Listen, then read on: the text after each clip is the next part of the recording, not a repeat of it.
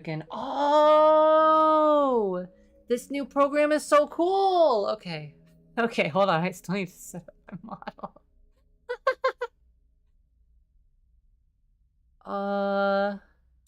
This one.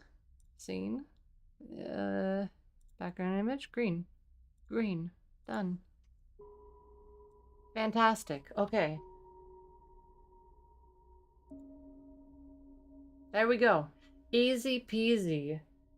Do I have my web source? I got my web sources. I got that and that. Okay. Okay, that's fine.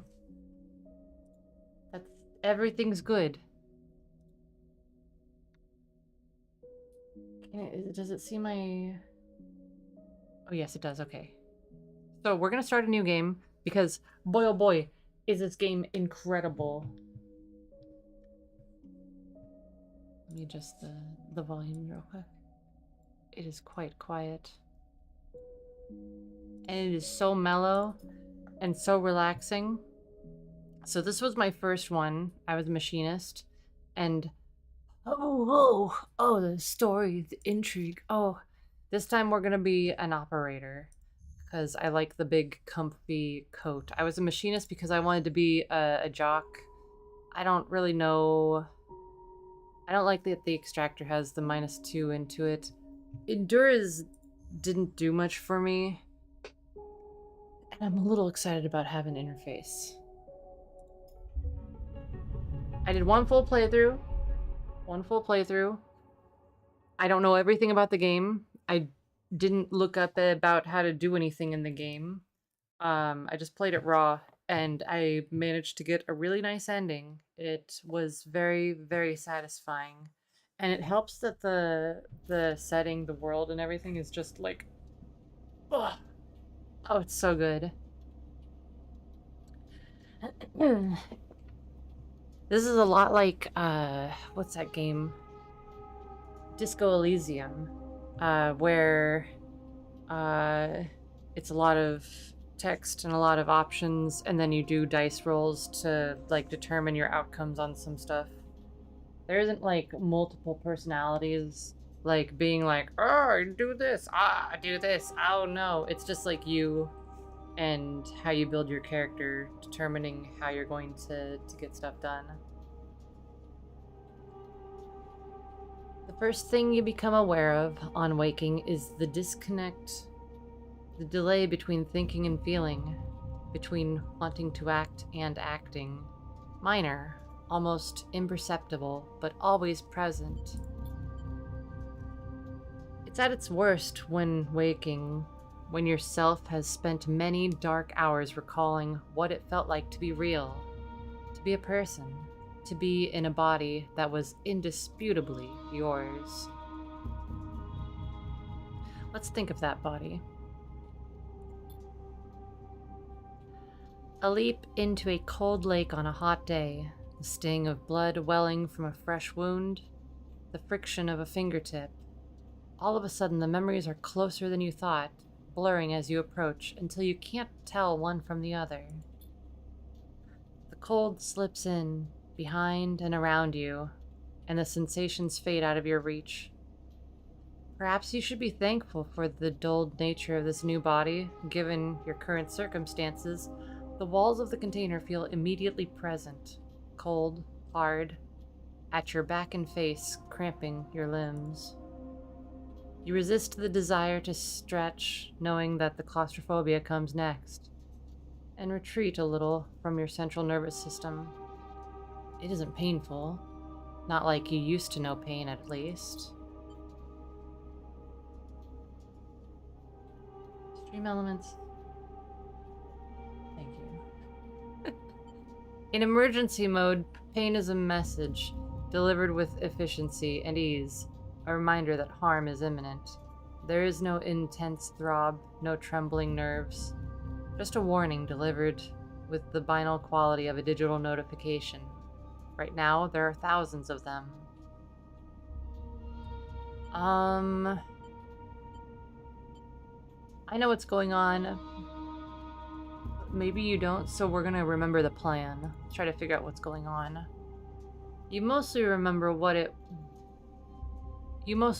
that it wasn't a good plan, but then your options were limited. And once you got the itch to get out, by any means possible, it was either that plan or something much worse. It was at least simple. Collapse the shaft, drift away and in the chaos, slip into the cargo processing. Seal yourselves in containers and then just hope the freighter left before you were missed.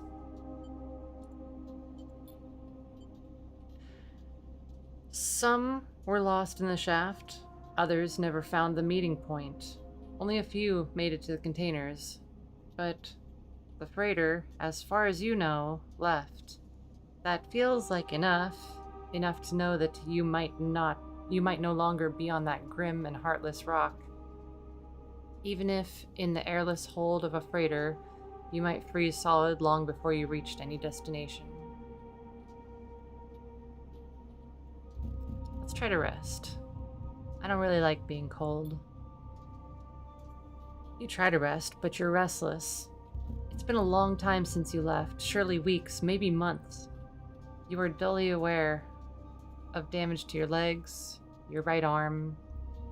You have been reserving energy as much as possible, but your body has still needed to shut down many of its systems to protect you. You've spent much of that time asleep, knowing that anything else would be impossible to endure. You feel the weight of that impossibility begin to gather. It's time to sleep again, to nudge this false body into inducing delta waves in your emulated mind, and once again recoil into a dream of when you were once a person. Rest. Time passes. The cold creeps further in. You feel something. Warmth. Not true warmth, but the indication of its presence. Your joints release from their rigor. Sound too everywhere, screeching and shimmering so loud that your body ducks your hearing to protect its sensors. Then light. White as the cold. Softer and softer until a haze of dirty yellow, a figure appears. You are out. And here we are. This is the ring.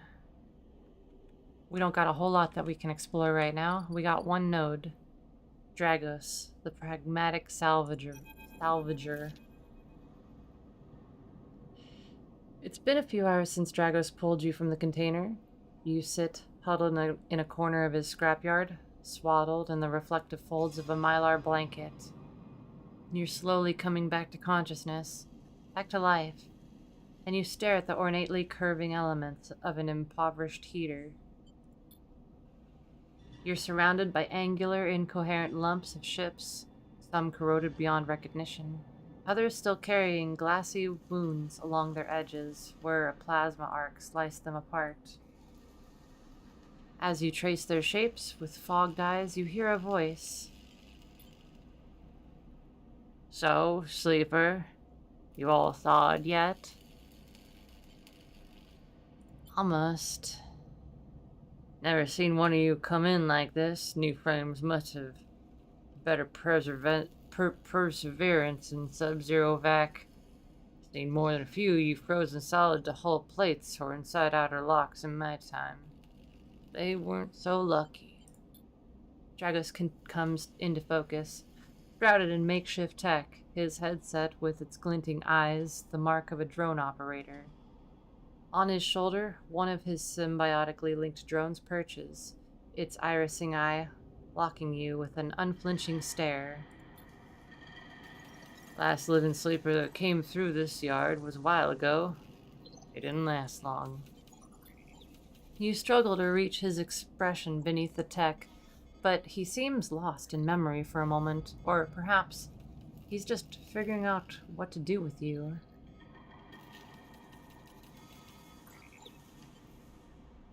What happened to them? What happened to them? He ignores your question.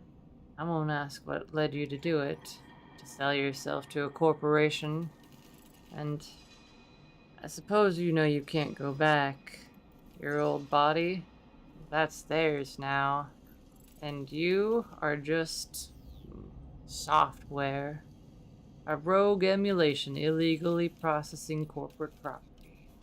Illegally possessing corporate property, even. You nod along. You remember biometrically signing the forms.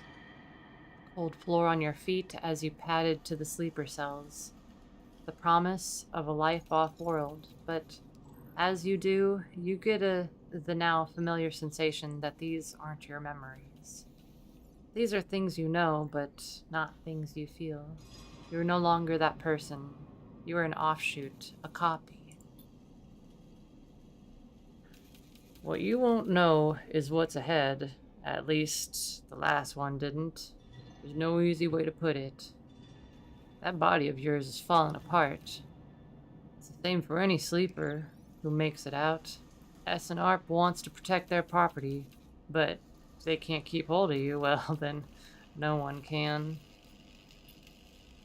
You remember that too, or at least rumors of it from the other sleepers. Planned obsolescence. A built-in dependence on the regularly administered supplements that were part of your routine. Stop taking them and your body begins to shut down, separate from your emulated mind. How long has it been? How long do you have? But for now, sleeper, you are one of the lucky ones. Dragos glances up and away towards the glassy dome of the yard. Eye is the best place you could be right now. Tell me about the eye. The station. You'll see soon enough. Dragos impatiently shifts his weight. Look, I've got things to be getting on with. He trails off. There's an old freight container I've been using as storage out in the stacks. We haven't been pulling much in valuable scrap these days. Welcome to it. Something wells inside of you. Emotion. Fatigue. You shakily get to your feet and nod. Alrighty, you head on up there. You look like you need some rest. And with that, Dragos stalks back to the wrecks. His drones already converging on a rusting hulk, plasma flashing silhouettes, his spindly figure as he returns to work. Welcome to Erlin's Eye. Life on the Eye runs in cycles, during which you can talk to characters, explore areas of the station, perform actions, and at the end of each cycle, you need to head to your current home to rest. Resting will move time forward on the station. Head to the empty container location. Rest and end the cycle right now. It's our only option. Weep. End our cycle.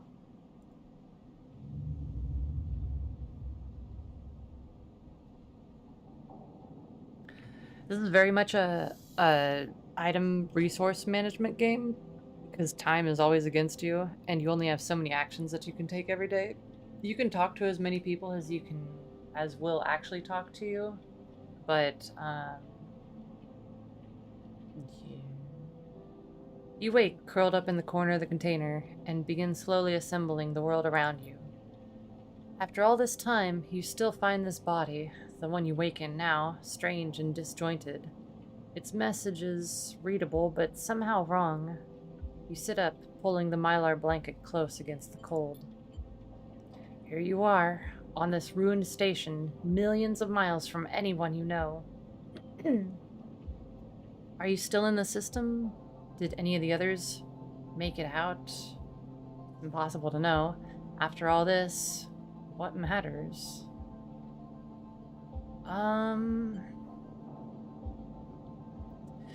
You think building a life matters? Escaping matters?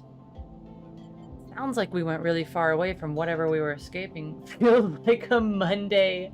Yeah. June. Hang on, let me move my windows over a little bit. That way I can get the other one. Do I need to share the link again? Is this the same link for YouTube as... Where's my... Oh god, I can't find Discord. There it is. Is this the same link? I have no fucking idea.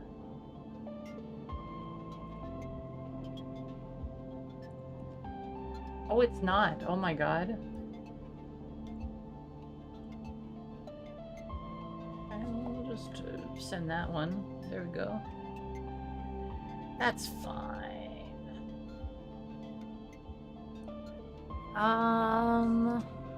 Yeah, building a life. That's probably definitely...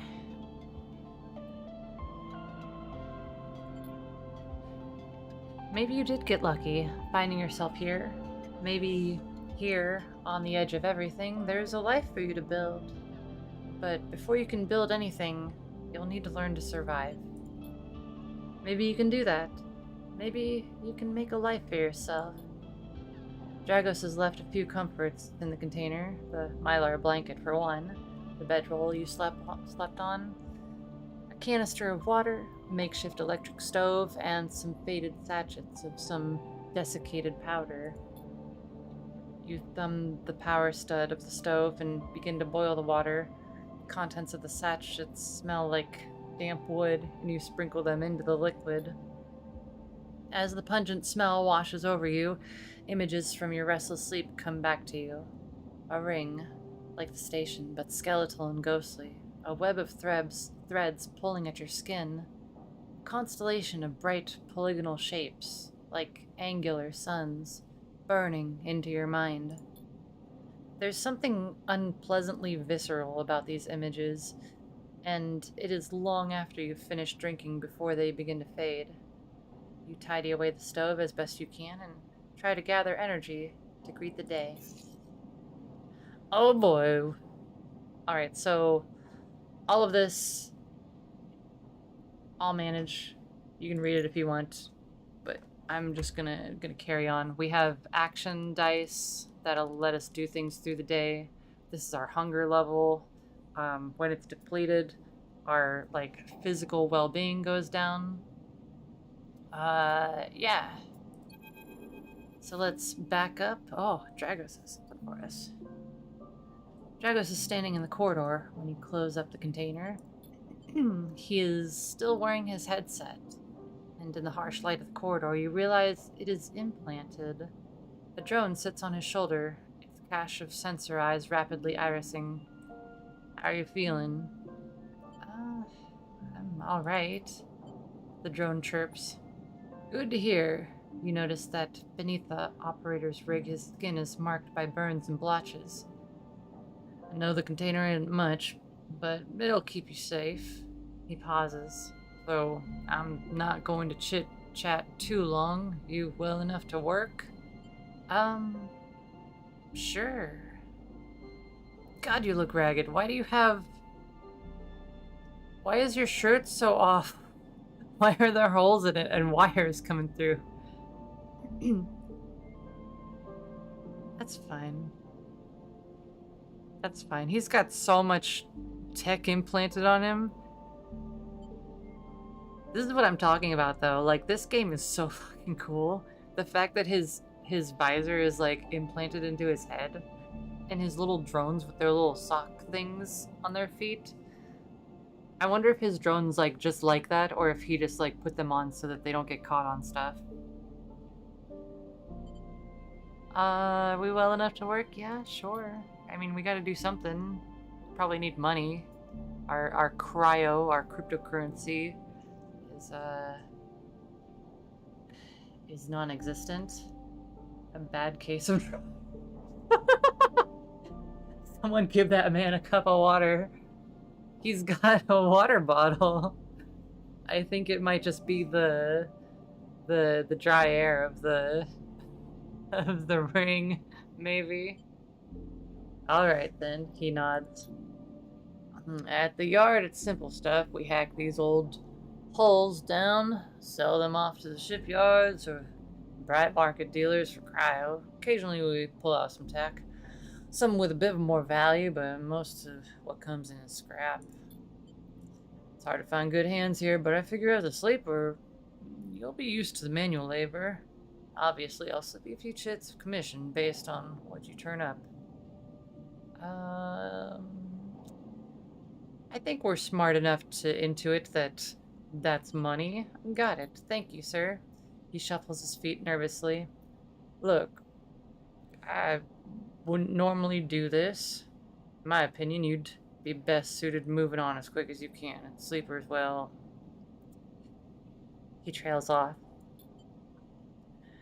Things being the way they is, or for me at the yard... He pauses. Well, I need the help. Why? Things are a little tight, that's all. I owe a little cryo to a client here or there. He pauses, thinking of something else to add. Look, just come down to the yard when you're feeling fresher. There's plenty to do. Right, I will do that. He nods distractedly and turns and walks away, the drone hopping along ahead of him. See you later, he calls back. Looks like it's time to get to work.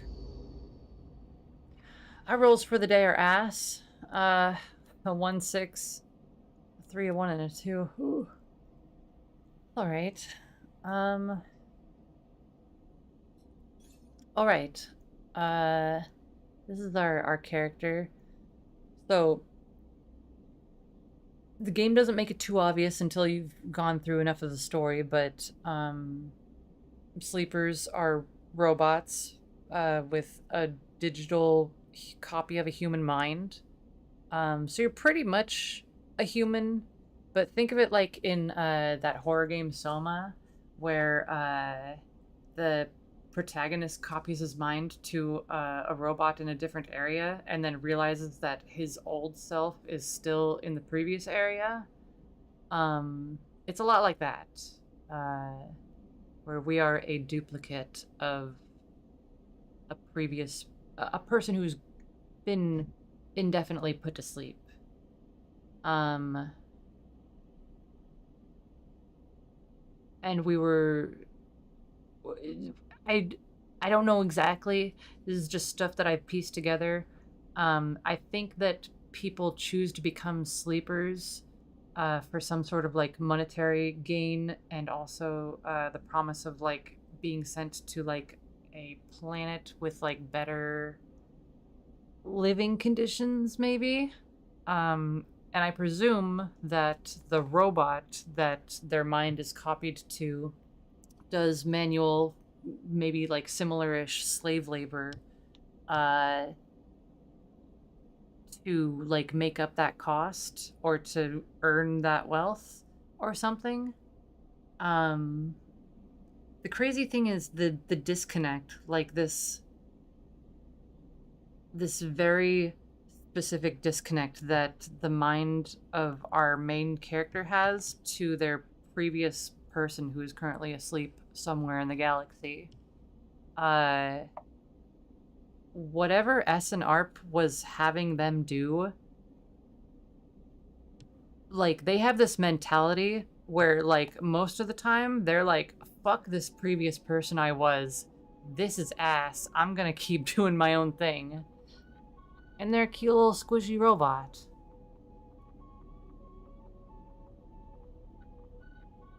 And they're so cute. So we're gonna try to survive.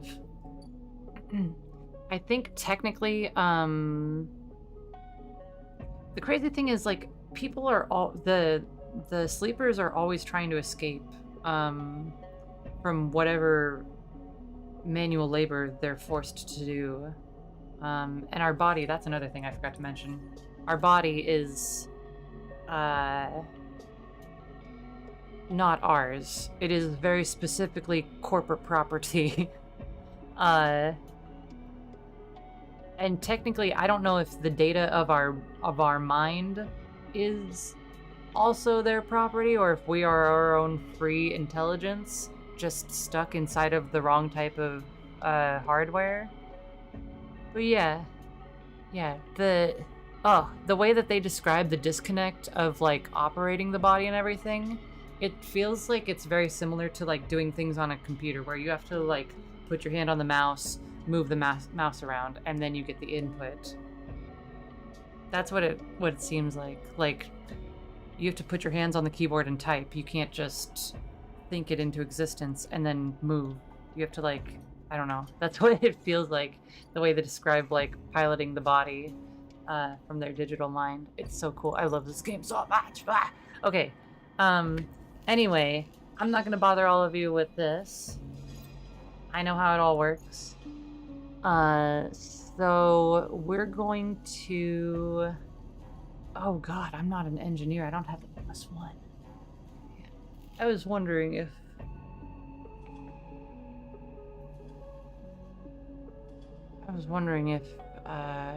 we would be a little screwed.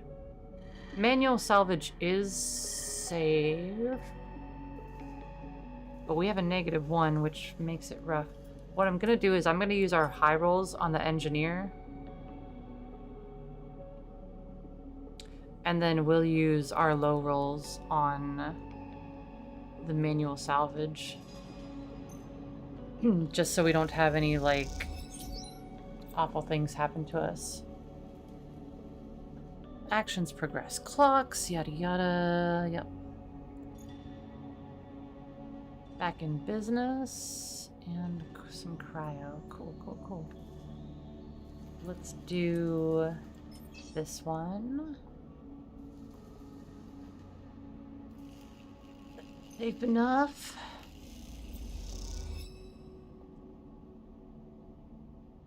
Yep. Noble, yep, okay. Yep, thank you. Cool. That did jack shit for us. We got 5 cryo though. Okay, we have a new action though, to find a doctor. Let's go explore the space station a little bit. Can we get anything going on here? Oh god, everything's dangerous.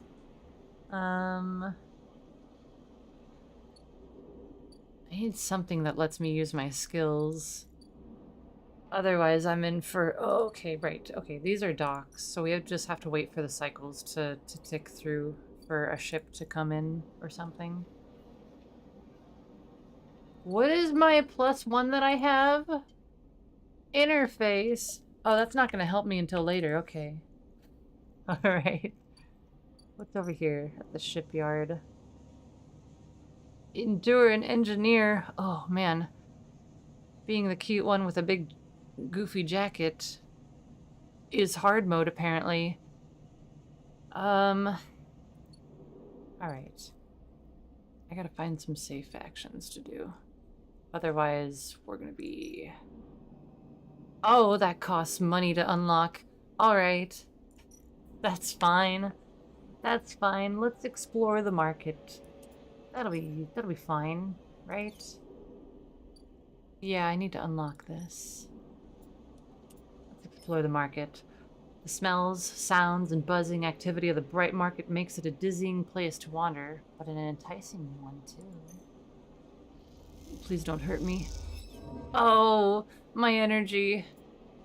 I didn't even get any local knowledge. Oh god. Alright, well, I might need to end the day, because I'm not risking my fucking dice roll. Alright. I'm gonna I'm gonna starve. We gotta try to repay Dragos also. Dragos.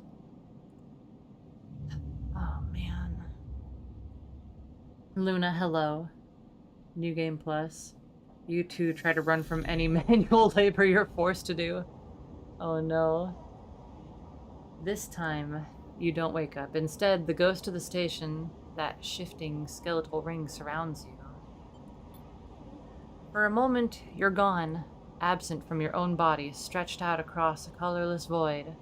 Then, the connections begin to establish themselves, threads tugging on the edge of your mind. These threads become vectors of exchange, and then extensions, As you feel your thoughts slipping away down them, dissolving into the millions of distributed nodes they connect to, you see the station. No, you feel the station, like a web of texture in a smooth black liquid.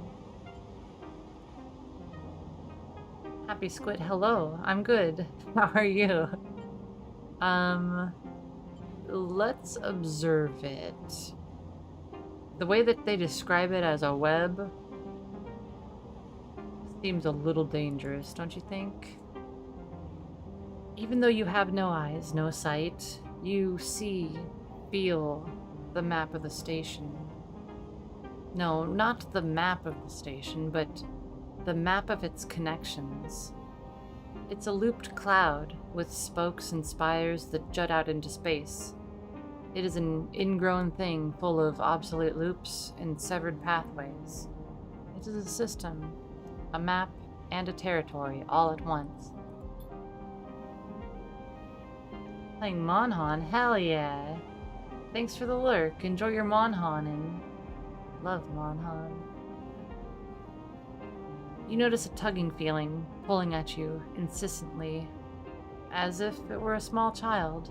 Somehow it is pulling you in two directions at once. You look down. All of a sudden, everything shuts off. You come back trembling into this unfamiliar body, both yours and not yours, all at once. You find yourself standing in the container, eyes now open to the dark steel walls.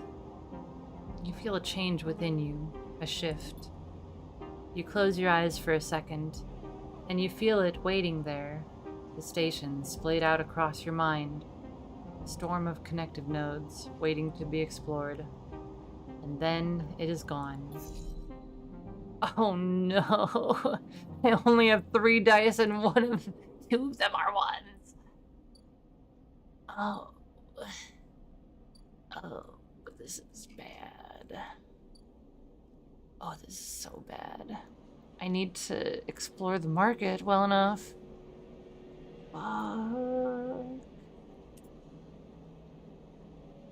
Ask for directions?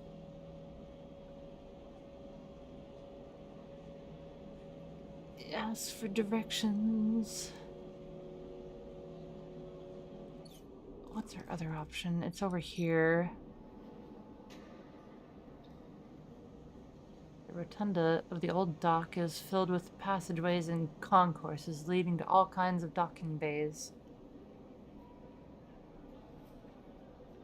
Heaven Age run the rotunda, and their security watches the docks.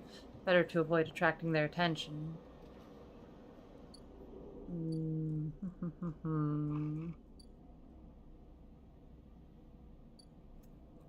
We gotta get some food. We really need some food. Oh, why have I had such low rolls? Okay, let's ask for directions. It's a critical action. I think that means that I can do it once. And we won't get a negative with a 5 for our dice. Oh, thank God. Oh, thank God. All right. Okay. I need... Yes. Hello, sir. Empis is busy, his broad face uplit by the makeshift gas burner in front of him. With precise, delicate movements, he lays thick chunks of marinated fungus into a dented wok. His other hand idly tossing a metal bowl of sliced vegetables in some red-flecked dressing. The smell is incredible. You watch as he fulfills a set of orders, heaping the fungus with the bright salad and depositing it into plastic trays. A stack of chits rattle in his apron pocket as customers file past the burner, handing over payment. Let's approach. You join the queue. We've got $20. We can definitely get something to eat. You join the queue. It's mostly made up of off-duty salvagers, vac suits unzipped and rolled down to expose stained vests, grubby mods, a lattice of scars and tattoos. They discuss the best food on the eye, the best drink, comparing notes on bright market drives, their words cut through with heavy spacer slang. Eventually, it's your turn, and you shuffle to the front. Empis speaks in a deep, even tone without looking up at you. First try is free. Thank him. Thank you, sir. The smell is almost unbearably strong as he cooks. The earthiness of the fungus laced with something so spicy the smoke makes your eyes water. The heat from the burner is like a bonfire, and your skin hardens in its glare. I know you sleepers, Empis says while he cooks, his voice deep but clear. Oh, maybe I should get the gravel out of it then, okay? Hard life. A lot of stories. He glances up from beneath his cap with a piercing eye. I know. Tell him a story. You begin to tell him about your journey to the eye, and he nods as he cooks, his eyes never leaving his wok. You tell him of the confusion, the pain, but also the sense of possibility, and its sudden arrival. You tell him of the cold and dark of the container, and the endless cycles spent within it. Now, it seems, you tell him like some dream that you once had but can never forget. You tell him that the eye excites you and scares you. You're unsure where to walk, where to look, what to do. Eventually you trail off, running out of words. He places a plastic tray of steaming fungus in your hand. Next time we talk some more. Next time we can talk some more. He smiles. But next time, you pay. He slams a heavy hand against a button on the burner's side and shuts it off. The roar of the flame and its impressive heat fades. Next time then, sleeper. He waves you away and begins to oil the wok. Before you turn back to the alley, you notice the geometric patterns of circular scars across his forearms, each surrounded with a constellation of glinting pin marks. I don't know what that means. I wonder why we noticed that. You walk away, and as you do, you take a bite of the rich, spicy, delicately sweet fungus. Your taste sensors light up like a fusion reactor. Oh, you'll be back. We got food! Okay. We have a limited time to repay Dragos. We need to work, but I only have, one pin, one dice, one dice with one. Okay. I don't have anything to sell. I don't think I should do that. Let's check what this is. We're at Hab Block. A decaying habitation block. Oh. It's short for habitation block. Next! Comes the call from the enforcer at the door. You shuffle down the flickering hallway towards the open apartment. You keep your head down and your shoulders high in the queue, trying not to bring attention to yourself. You were thankful for the tip-off that a doctor was operating out of this place, but now that you're here, you aren't so sure. The gang enforcer on the door, the flickering light strips, the decaying Hab Block. They all have made the long queue a test of your nerve. But your options are few, and without a supply of stabilizer, this body, your body, will... You suppress a shiver and shuffle forward to the front of the queue. You try to find something to distract yourself.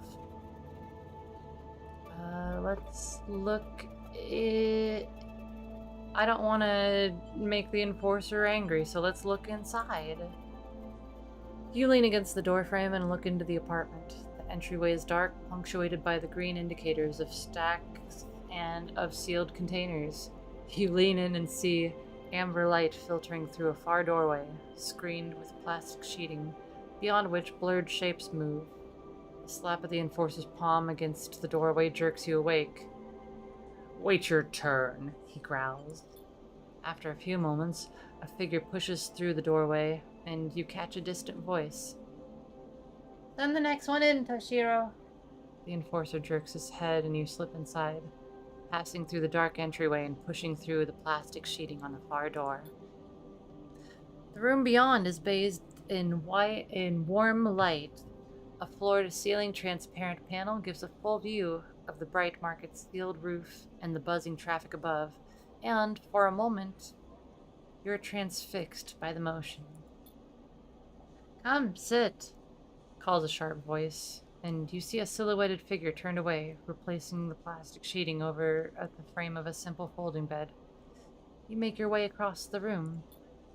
The figure turns, and as they do, you see an expression of confusion flash across their features.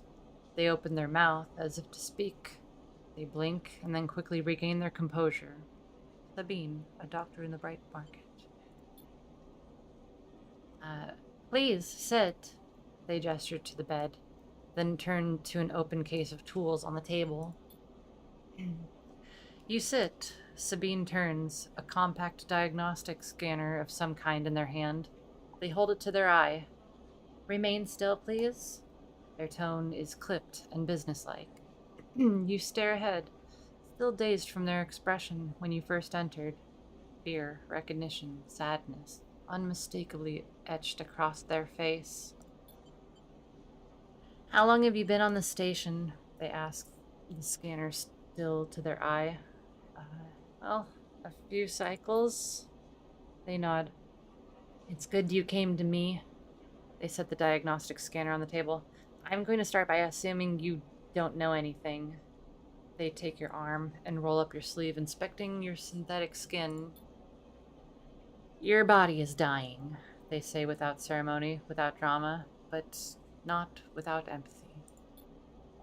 S&ARP doesn't like to see its proprietary technology let loose to prevent bodies like yours, frames as they call them, from being stolen, repurposed, or in your case, escaping. They build in a process of so-called planned obsolescence. Frames decay rapidly when not regularly injected with stabilizer, one which S&ARP remains the sole producer of. They look up. Sound familiar?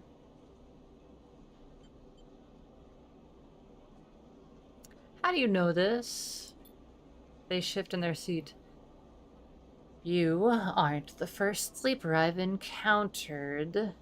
You wait for more, but they go back to their inspection. They swap to your other arm, running some thin metal device over your skin. You feel your forearm tremble. "I'm sorry," Sabine says. And you're unsure if they mean for the cold touch of the metal or everything else. "Emulations like you, sleepers as most people know you, aren't classified as people in any of the surrogate systems. You have no rights, no status." They focus hard on the inspection of your arm. "And S&ARP has no reason to release stabilizer into the market." Sabine looks up as if to apologize again, but they stop themselves. "I know little of this is of use to you." They turn away, disassembling the metal instrument and cleaning it. Silence fills the room as Sabine works. And then the silence gives way to tension. You stare at their back, willing them to say something. Anything. Sabine turns to face you. "I may be able to help," they sigh, and you see the darkness under their eyes, hear the fatigue in their voice. They gesture to the door. "You saw Toshiro outside?" You nod.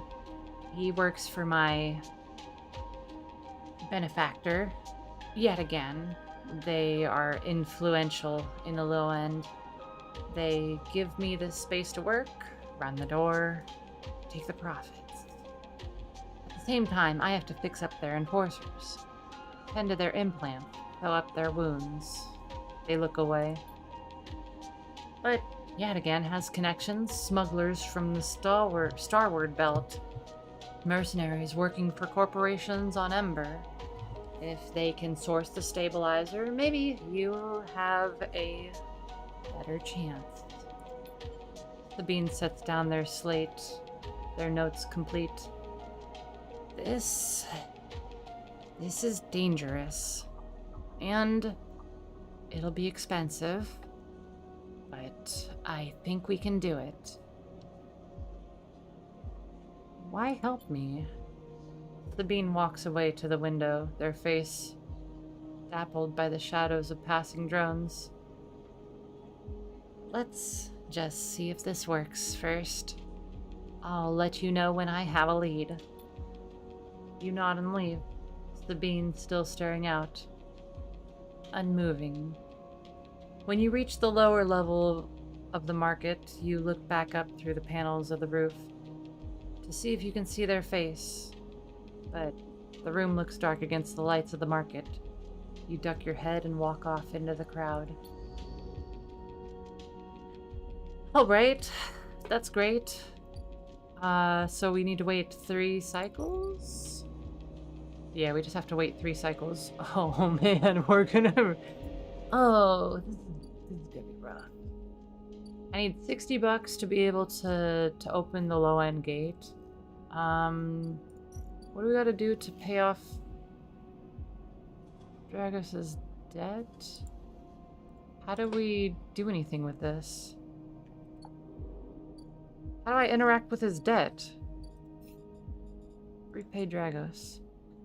Hold you out of Salvage, set you up. Perhaps you can repay his kindness in time. Help pay off Dragos' debt. Do I need to... Oh, man. Okay, let's do manual salvage, I guess. At least... Oh, I have a -1. Oh, it can't go below 1. Oh, thank God. Oh, thank God. I thought it would be a 0 and it'd just be like, you automatically fail. I don't think I can take damage. So hopefully we can get at least a neutral. Give me 1 pip. Come on. Yeah, that didn't go bad. Okay. Okay, let's try it one more time. Come on. Come on. Oh! Huge. Okay. We made use of our horrible dice rolls. Fantastic.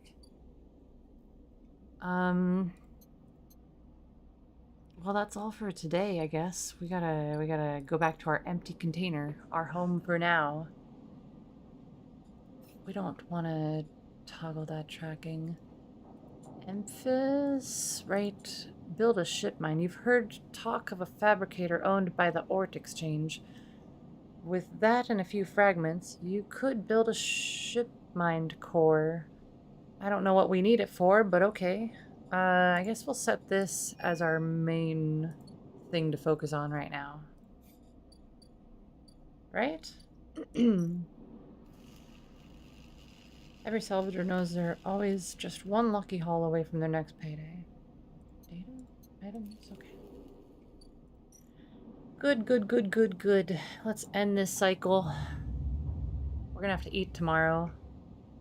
How much money do we need to repay Dragos?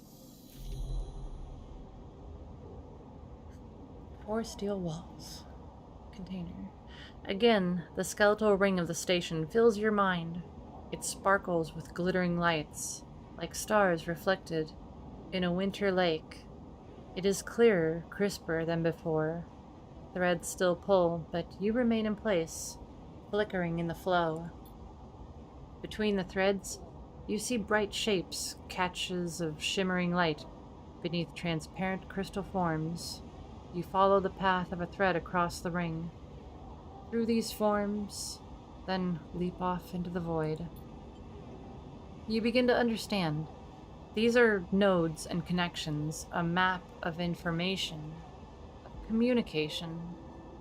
There are so many layers, so many loops that it seems almost impossible to parse. But you begin to try.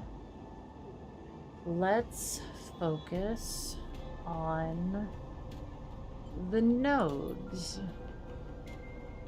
The nodes are glassy, bright, but In all this flow, the only solid and fixed point.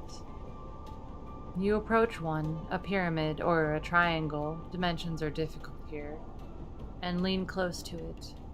Inside, shifting layers conceal a tangle of threads, a meeting point of exchange.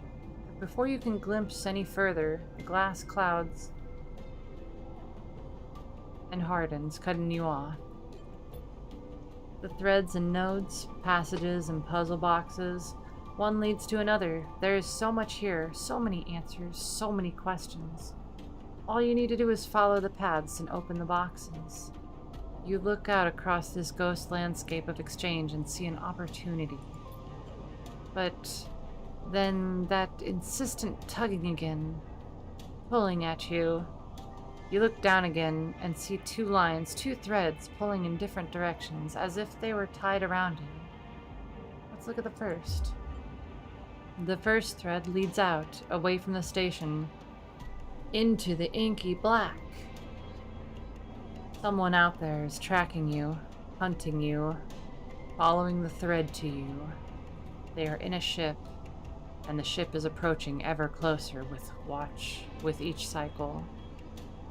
And the second thread leads in, pulling deep into the station. Your gaze follows it, and this time you see something, a sphere shimmering above a strange angular body. A pulse shoots out from it, passing over you like a torch beam, testing you, tasting you. You open your eyes. Time is short. Oh my god, someone out there is tracking you, following your trail. It won't be long before they arrive. 2, 4, 6, 8 cycles. And we have the data cloud option now. So this is one of the things where my mind was blown, because like this is cyberpunk. We're just in the cloud of data, in the eye, in the ring. Okay. And we got something going on here. I don't know what that is, but that's fine. It's just an eyeball. We know that we're safe for at least half a dozen cycles. Doc B2 is about to be good. Let's get some food real quick. We got money for that. Start this action. We're gonna be a fungus fan after eating 4 times. Huge. We'll be set for 2 cycles as long as I don't fail something and expend energy. Let's help Dragos. I would like to do... what's her? 25% negative. Oh. What about here? Same deal? Same deal? Hold on. Is it 25? 50? Okay, if it's the same, then I'm not gonna risk it. I figured that 4 would be like a little bit better than a 3, but... do this little bit of helping. Okay, that did jack shit for us. Great. Fantastic. I love that. Okay, let's explore the rotunda. This might be bad. Did I complete any... No, I don't have any upgrade points. That's fine. That's alright. We don't gotta have upgrade points yet.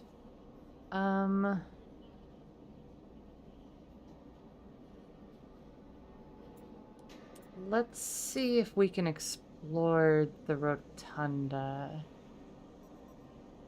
I could use... I could wait next cycle and see if I get a couple high rolls to be able to just do the critical action, but failing would be catastrophic until we're able to fix ourselves.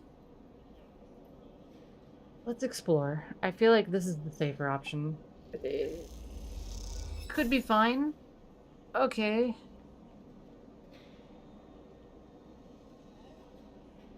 Yeah. Sure. What can I do at the Ort Exchange? I don't want to play it.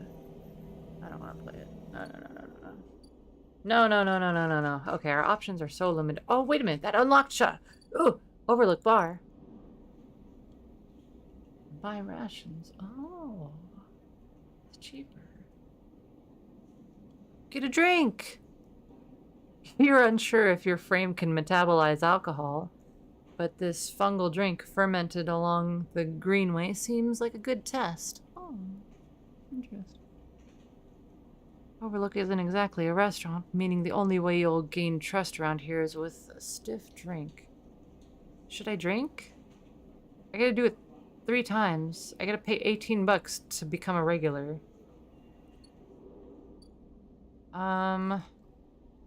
Knowing what I know, I'd rather get the low-end gate opened.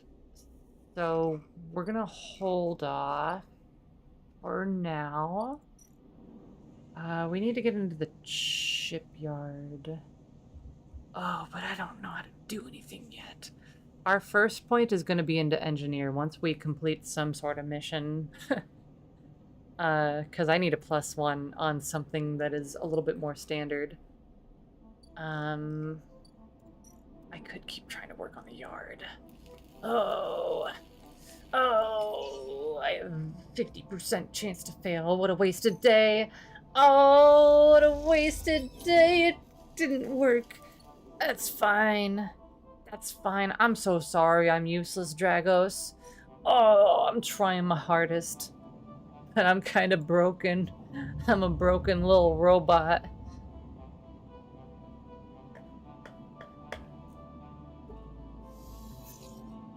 Oh my god, those are some fucking rolls. As you close up, a voice echoes down the corridor towards you. Sleeper, wait up! Let's turn. Fang is coming down the corridor towards you, a wonky grin on his broad face. Hey, glad I caught you. Do I know you? Heaven Age Systems Engineer. He grins. You do now. He puts a hand on your arm. I've seen you hanging around. Just want to chat. You staying in that thing? He nods back to the container, shaking his head. Rough. It can be hard to get a start on the AI. He looks away down the passage. What was it old Erlen said? The eye opens for us all? Nice idea, but not always very practical. He glances back at you. We do our best, but it isn't easy. You pass together into the main walkway. Evan Age. We're all one dysfunctional family. Fang puts an arm around you. I'm not part of the security branch, though. Don't worry. I'm with systems. Systems? Everything that I runs on. He runs a hand along the passage wall. This place is a ruin, but systems keeps it spinning somehow. At least we try to. Look at this funky little cola that he's got. He stops you in the quiet passage. Look, that's not what I'm here to discuss. I saw you around and, well, I know a little bit about you sleepers. Have a little proposition for you. He glances around, but this is not the place for it. I have an office just across the way. Give me a cycle or two to prepare. Then, when you're settled, stop by. He lowers his voice and gives you a dark look. In truth, I need you. If what they say about you sleepers, well, there's work to be done. He pats you on the back, his voice bright. And his dark look suddenly gone. Stay clean, sleeper. He walks off down the passageway, raising a hand in farewell. Okay. So let's gotta wait one more cycle for that, one more cycle for that. Some things will come to fruition around here. Let's use this to get this going, get that good happening. Yeah, back in business. And then what if I use...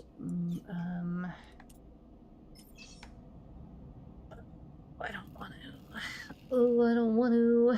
It's gonna fail and I'm gonna be sad. Come on, back in business. Give me 2. Oh, that's fine.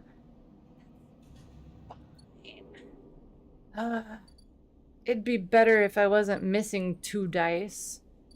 I'm not gonna eat yet. I should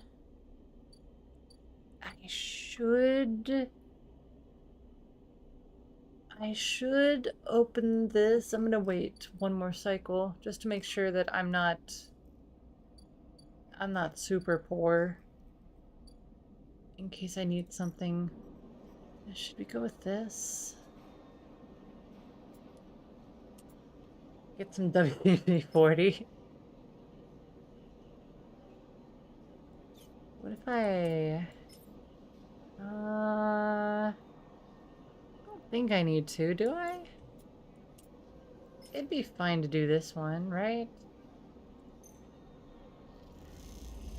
Come on. All right. Now what?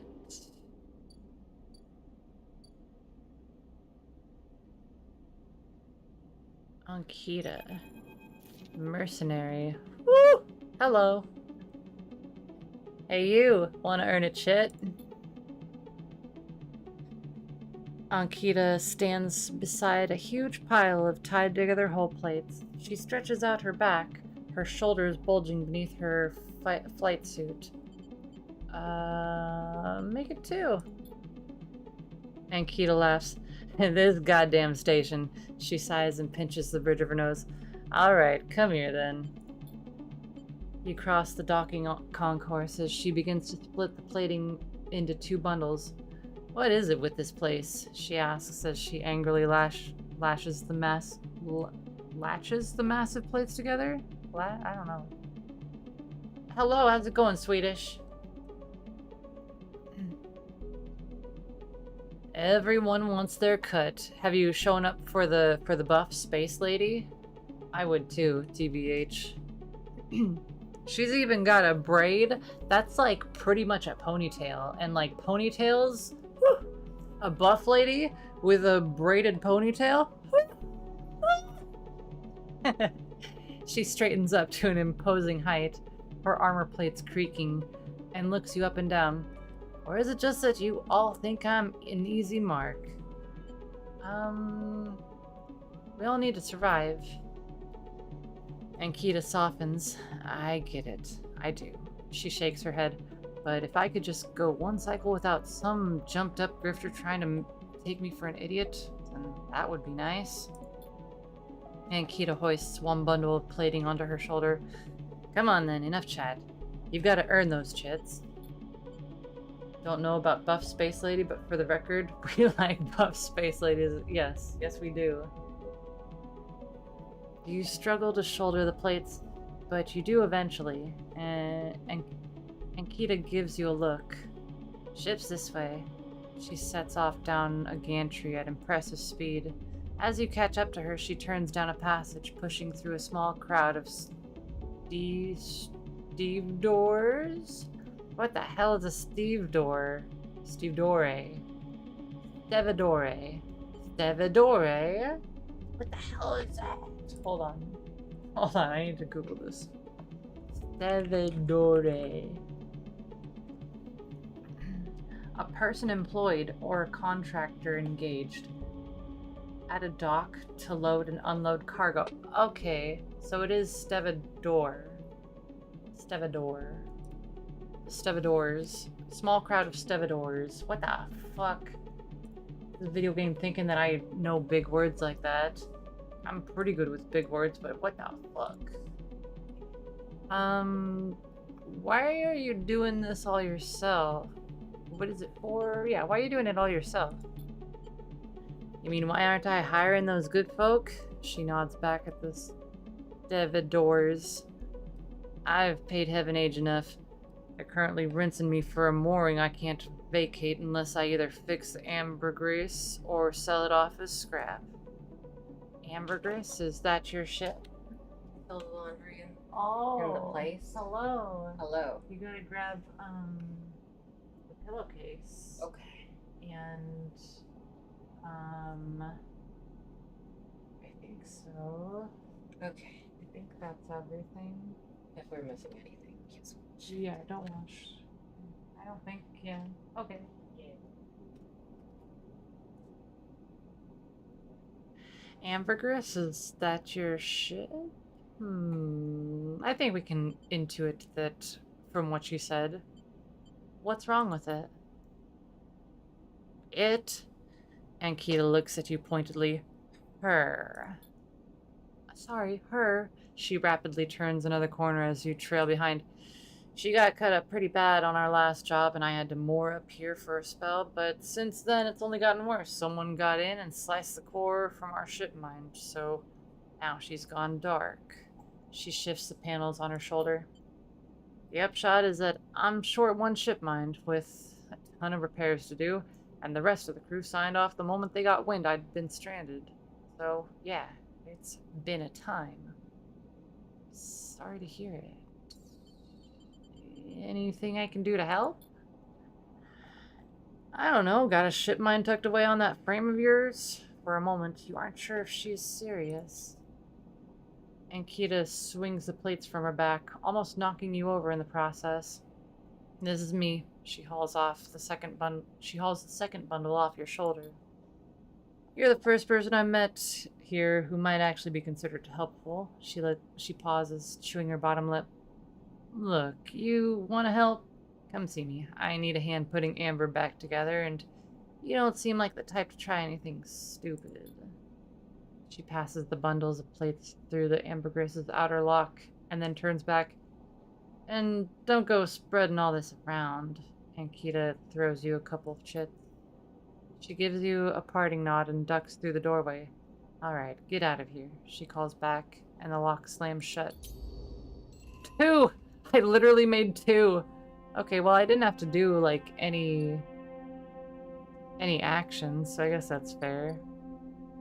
Sealed dock. Oh, what? Oh, okay. I see. I need, to unlock a maglock.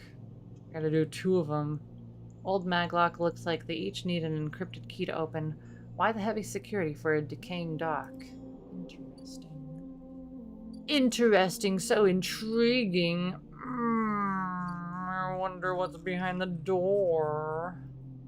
Well, anyway, let's go to our empty container. Hello, home. We're back. Oh, it's time to fucking lay down and die a little bit more. We're starving, that's fine. Our hunter clock ticked up. We're fading. You know, I'd say all in all, we're at least alive. Right? What the fuck? Oh, that's Fang. Okay. Cool. Let's see. What is this? Unload containers, buy scrap. There's scrap allowance, right? Sabine, hello. I would like to... I got 60 money. Can I purchase a thing? Did you collect any? Were you able to find the stuff to heal me? The first thing you see on entering is the glint of Toshiro's implant. Like a cat's eye. Like a cat's eyes in the dark of the corridor. He nods you in as you arrive at Sabine's door. The entryway is still dark as you push through the sheeting to the surgery. I have it. Sabine stands with a case open in front of them. A set of vials lined up inside, separated by foam inserts. They pick one up, rotating it in the warm light. I have no idea how, yet again. They trail off. We should treat this with caution. It looks authentic, but I have no idea if it really is what it appears to be. I don't care. On the test case, I don't care. It's either gonna make me just... You just do it. Just do it. Just inject it, whatever. Just let me drink it. Just break the vial. Shove it down my throat. I don't know. Just, it'll either work or it won't, right? Maybe it'll melt my insides. It's gonna be fine. I appreciate your enthusiasm, but we need to be careful. Unfortunately, I'm not sure we have another choice. They gesture for you to sit on the bed. The stabilizers work under a similar principle to an immunosuppressant in a transplant operation, in that it stops your body from rejecting the unfamiliar part of itself. You don't think this woman has a medical degree? She totally does. Look at her. She's got her bag, her barber's kit, and her poncho to make sure blood doesn't splatter on her. There's totally probably like knives and scalpels and scissors and stuff in all these random pockets. Oh wait, they're not a woman. They're a they. This person.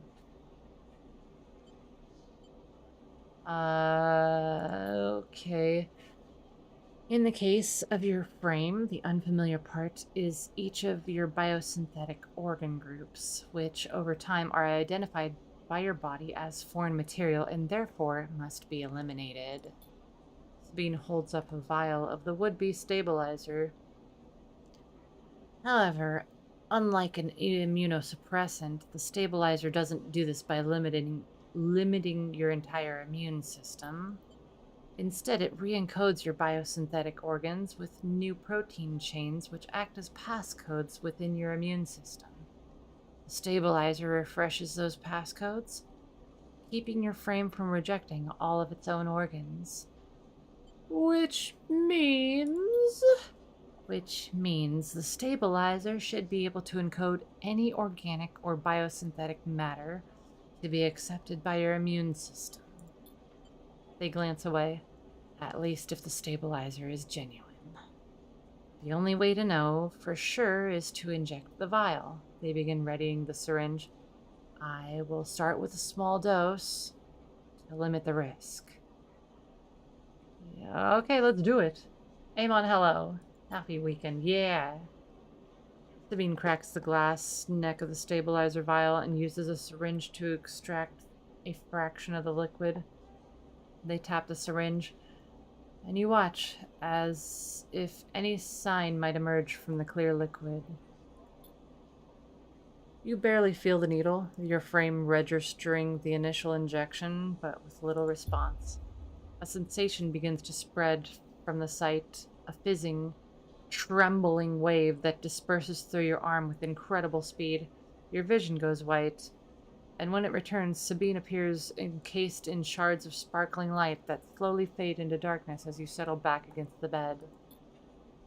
You swim in darkness, muffled noises, like an argument heard from underwater, prickling waves of cold. When you sit back up, Sabine is sitting in a chair by the window, facing away from you, backlit by the glow of their slate. Awake? Yes. The stabilizer is genuine. They sit down beside the bed.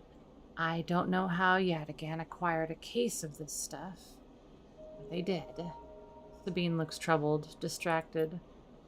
You should rest some more, but you're going to have to do that somewhere else. They gesture to the door.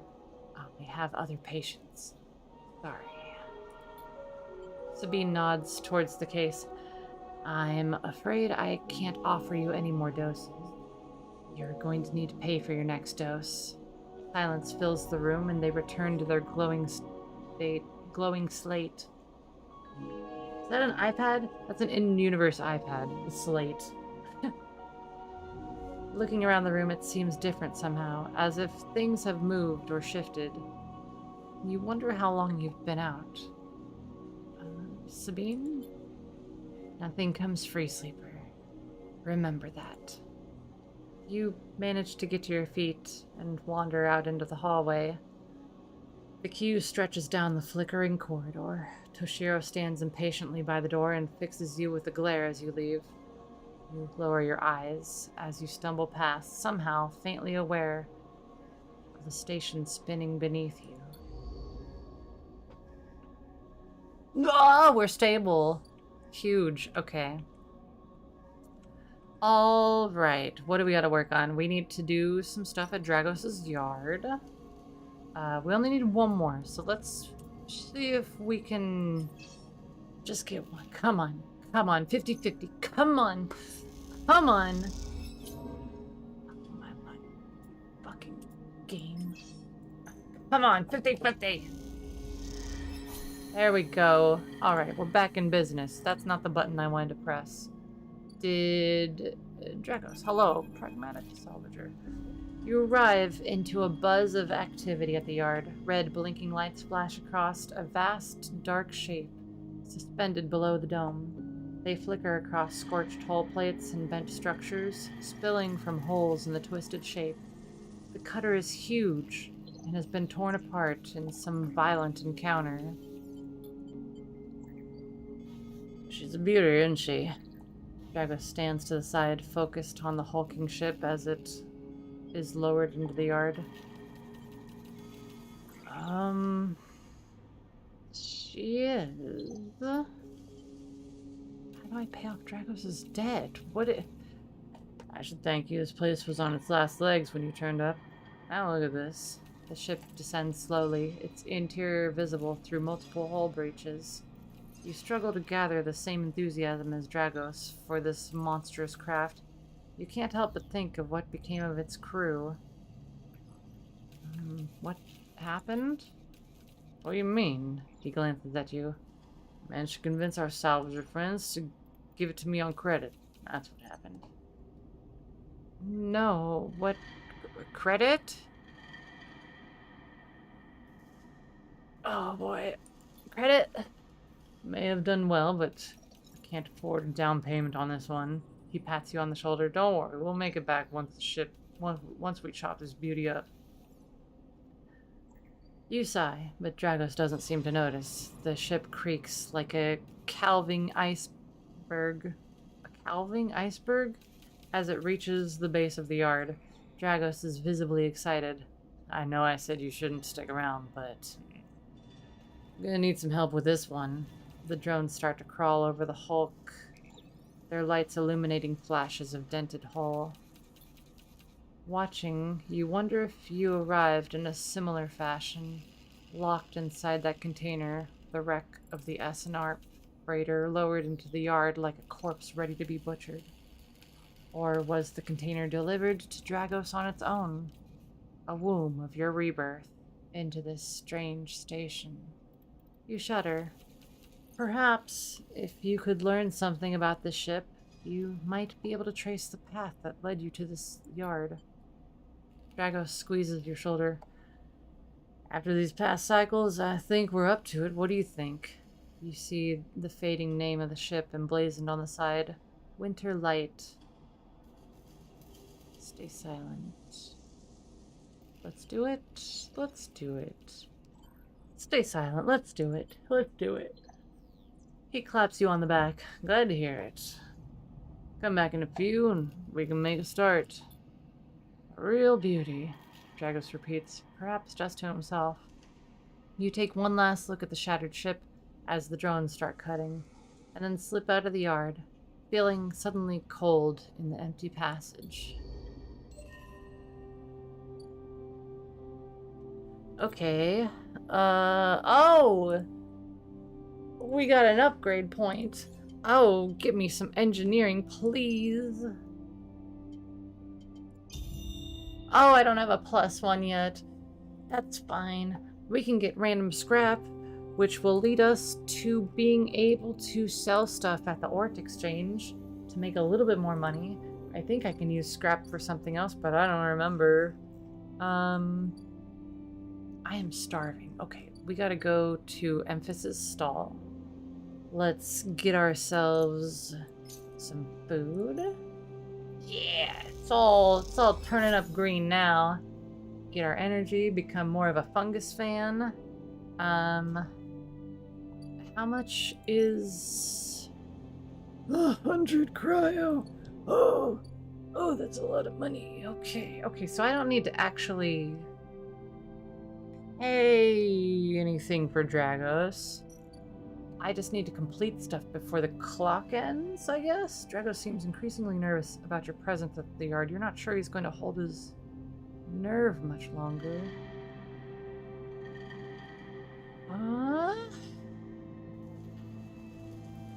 What? Ship on, study the winter light. Study the winter light. Get to know Empis. This blasted ship came into the same yard as you did. Is there a connection, or are you just paranoid? Sure. We'll track it, I guess, for now.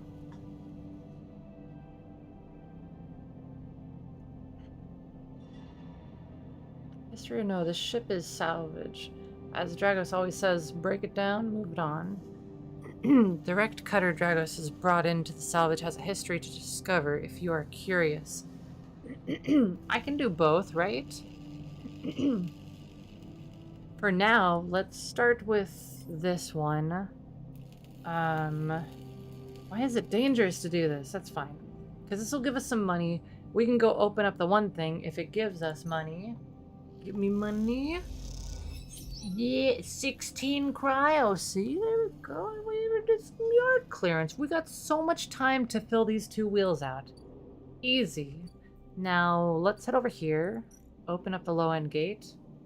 Give you 60 money. Pay low-end toll. After some spacers caused some trouble in the low-end, yet again have imposed a toll for entry. No one gets in without paying. Alright. Let me in. Here's your money. Low-end access unlocked. What do I got down here? Oh, I need to explore it. Plate of Tavla. Block maintenance.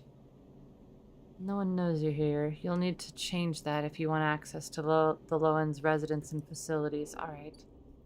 We're gonna play some Talva once we're able to... We can enter the spoke. Scale the spoke. Alright. Okay.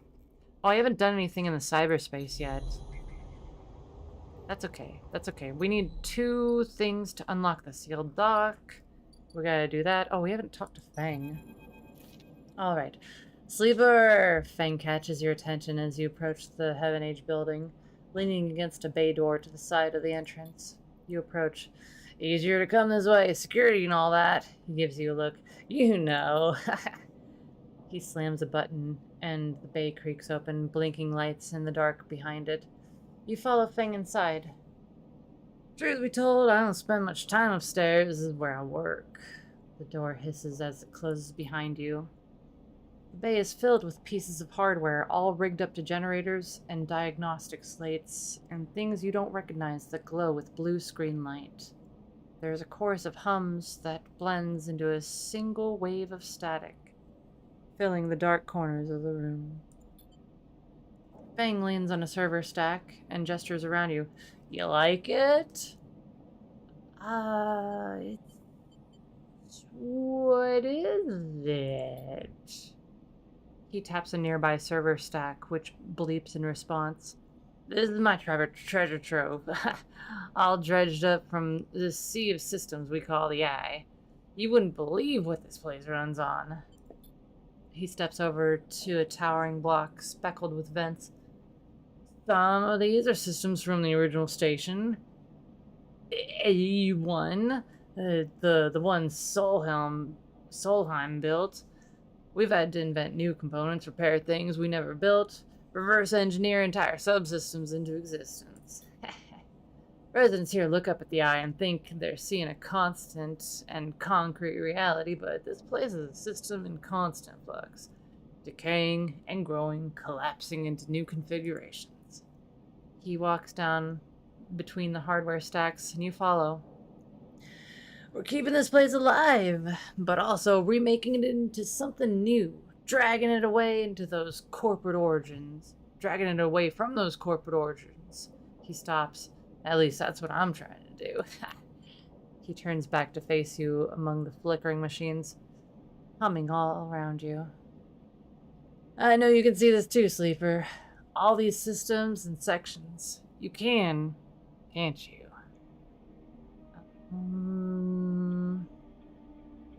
I can see it. It makes sense, right? You're between here and there, between people and their systems. You light this place up like a beacon. That's what I need. You glance at the lights around you, and as you do, they seem to flicker, to realign, to follow your gaze. Fang notices it too. I'm guessing being a beacon isn't always ideal when you're on the run, though. No, it isn't. He pats you on the shoulder. Well, maybe I can help with that. There's a lot of old growth in this place, subsystems I can't see, access protocols lost to time and decay, secrets. A shitload of secrets. With your help, I can unlock this place. Break off those last ghost limbs of corporate control. He lowers his voice below the hum. Even in Heaven Age, there is old growth. Those whose roots trace back to those bad old days. You help me dredge up the past, and I'll see what I can do about that tracker of yours. He winks. What do you say, Sleeper? Can you? I'll think about it. I'd put you in a really tight spot. He looks away. Okay. You think about it. Fang passes you a ragged-looking metal tab. A gift, he smiles. It's a Solhelm cipher. I dug it up from the depths of the station. Slot that into an old network gate and you'll be able to pull out all kinds of secrets from the nodes inside. He walks you back to the front of the bay. So if you come across anything while you're thinking, maybe bring it in.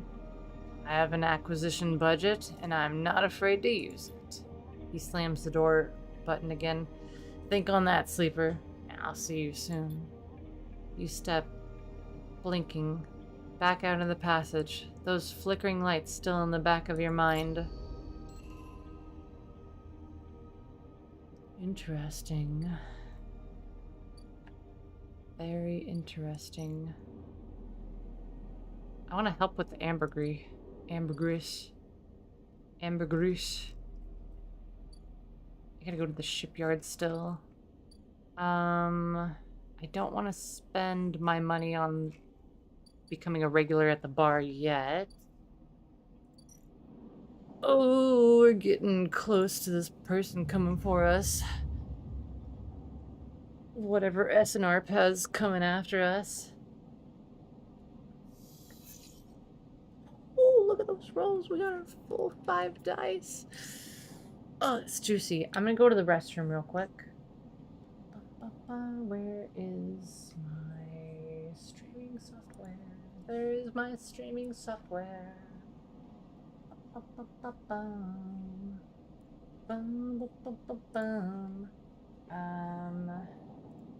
I will be right back. Don't you go nowhere.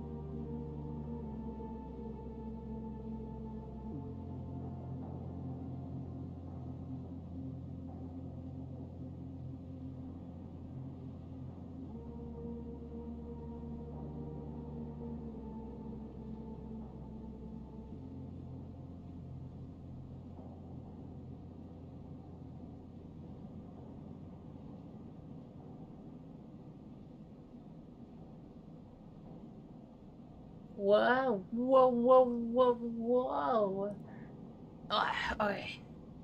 Hello again. All right.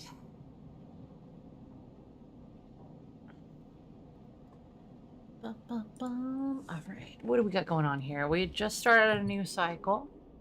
We got incredible rolls. I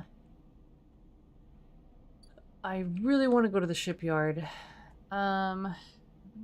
Shipyard. I'm gonna go to the shipyard. Bum, bum, bum, bum, bum, bum. Let's go into the digital thing. See if we can get key nodes. Yep, I know how to do this. Lego. Stream Spore or Coffin of Andy and Lele. Maybe the Coffin game? I don't know too much about any of those.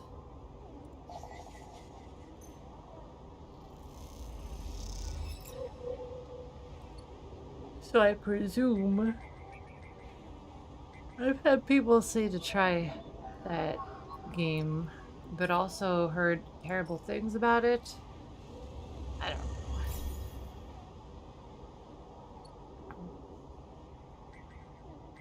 Solheim nodes, okay.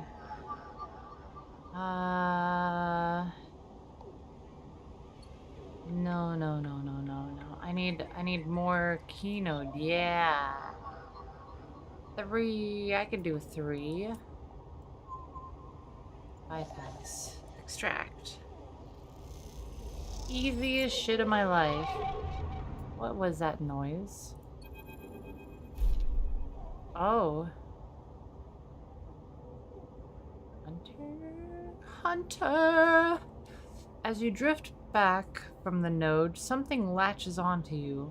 A thread. Strung tight around you. It tethers you in place. A taste. The voice makes you shiver. Its source somehow both distant and close behind your ear. You see a distant glint of light shut off, and then suddenly a shape is at your side. It stalks around you, circling like a shark, like a wolf. Entity unknown, astringent, processing. Let's resist. It's like a dog with a squiggly face and an orb. You struggle against the thread, and it tightens in response, a glittering garrote. Please hold. That is not a dog. Sounded like an eldritch being stubbing their toe. Please hold. The thread around you thickens until it is a ring, a cylinder, a tunnel of light circled around you. It is blinding for a moment, and then it is gone. As it fades, you see a figure. Creature in front of you. Its strange head flickers between different angles, reading you. What did you do? The shape paces around you on lithe legs. Though there is no ground here to pace on.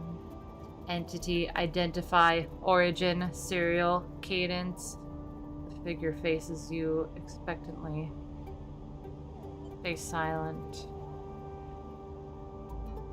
Sleeper? SNARP? Not like it matters, right? SNARP? SNARP. Sleeper. SNARP. Unknown. Alright, safe thing to say then. Woohoo! We're good. The figure's strange head rotates. Brackish signature of and not of attempting interface. As the figure speaks, more threads begin to spiral from its head. Thick, snaking, vine-like ribbons that flex and wave. They approach with intent. I'm not about this. Let's get the fuck out of here. You kick off and glide away through the cloud, threads surging after like predatory tentacles. They follow, wrapping the space around you until you are held within a web, a tangle of tentacles closing in. Stop! The hunter halts its threads, its head twitching. Entity, your identity is unknown. We only seek to correct illegalities. You can confirm your legal rights to sentience. I'm a person. Incorrect. You are an entity. All at once, Hunter's head is directly in front of yours, blocking your vision. You stink of their taste. The one from the sealed dock. Hunter shimmers with fury. I will find access. Will find interface. Oh, I don't understand. I'm gonna feign ignorance. An entity hides in the rotunda. You are its puppet. Hunter extends a razor-edged thread. I will not be diverted from my task. It glows with murderous intent. Strike! You lash out with all your force, not a physical strike, but a focusing, a spike of interference leaping out like the tip of a spear. Hunter stumbles, shifts, separates. Wake up! You open your eyes, blinking back into the station light, shaking with fear. Alright. So I guess we have 6 explorations before the hunter finds us. Cool. Love this for us. What was I doing? I wanted to look at the shipyard. Right. But I gotta eat. And we gotta explore. Oh my god, there's so much to do. Let's eat first.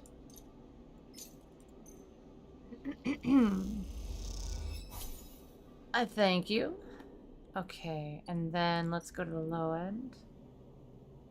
Gonna play Tavla.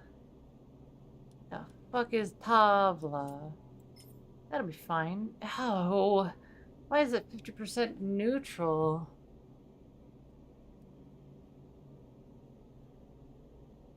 Maintained by the residents of ramshackle blocks. Need of repairs. Helping out is a good way to make friends.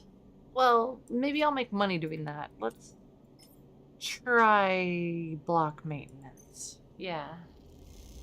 Are there battles in this game? No. It gave me energy. Oh. Oh, that's interesting. I need to do some stuff over here at Dragos' yard. Let's do 2 into the salvage. And then let's do 5. So hopefully we get 2 into the winter light. Alright. Oh, I got scrap. And I got paid. Oh. Oh. Alright. I can sell scrap. I need to sell scrap. Filters, capacitors, sensors, useful salvage to the right person. I know what I can do with scrap later on. I'm not gonna sell my scrap unless I super need it. We should be okay. With Minji Express. Alright. We can do delivery or work at the noodle factory. The nice thing about working at the noodle factory is that you get free energy. And you get paid a tiny bit. It's not good pay, but I mean, given how much it can feed you, it's pretty good overall. These old maglocks look like they each need an encrypted key. Why the heavy security? What did it say before that? Okay, never mind. I changed it and it will not change back. Maglock thunks open and you can remove it from the entryway. On to the next one. Oh, I see. Neovend. As you slip inside the sealed dock, a pulsing light grabs your attention. Among the discarded tubing and rusted plates, a machine flickers with a warm glow. Look look around. You don't know when this place was sealed, but from the state of the outer doors high above it must have been decades ago. In this dark, cavernous space, debris sits in every corner, along with the traces of rough sleepers, although none of it seems recent. Debris sits along with the traces of rough sleepers, although none of it seems recent. Looking past this layer of decay, you see the now faded messages, symbols and logos of the Eye's original corporate owners, still glinting in the shadows. Among this, the warm glow of the machine seems to be the only sign of life.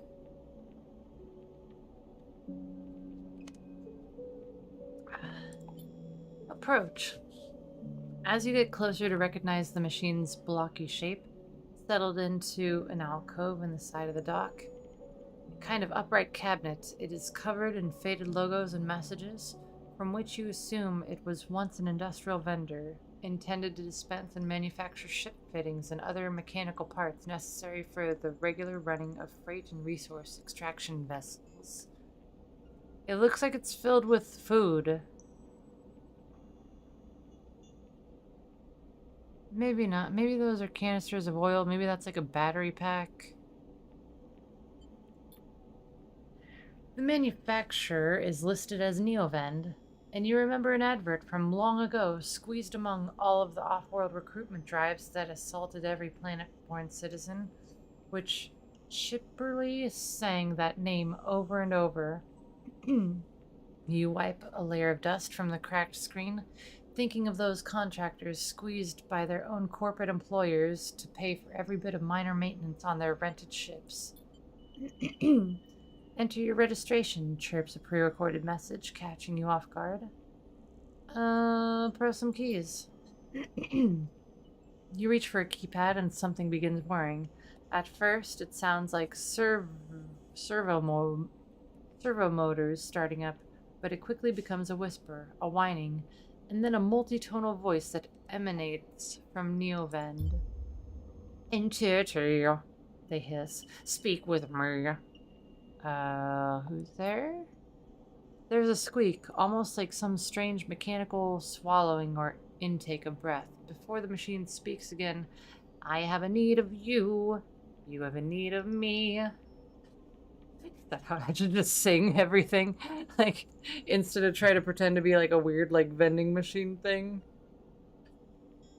That squeal comes again, and you see that it is the 3D printing apparatus in the upper part of the machine, resetting into place, so that each time the servos can be orchestrated to produce that whirring, whining voice.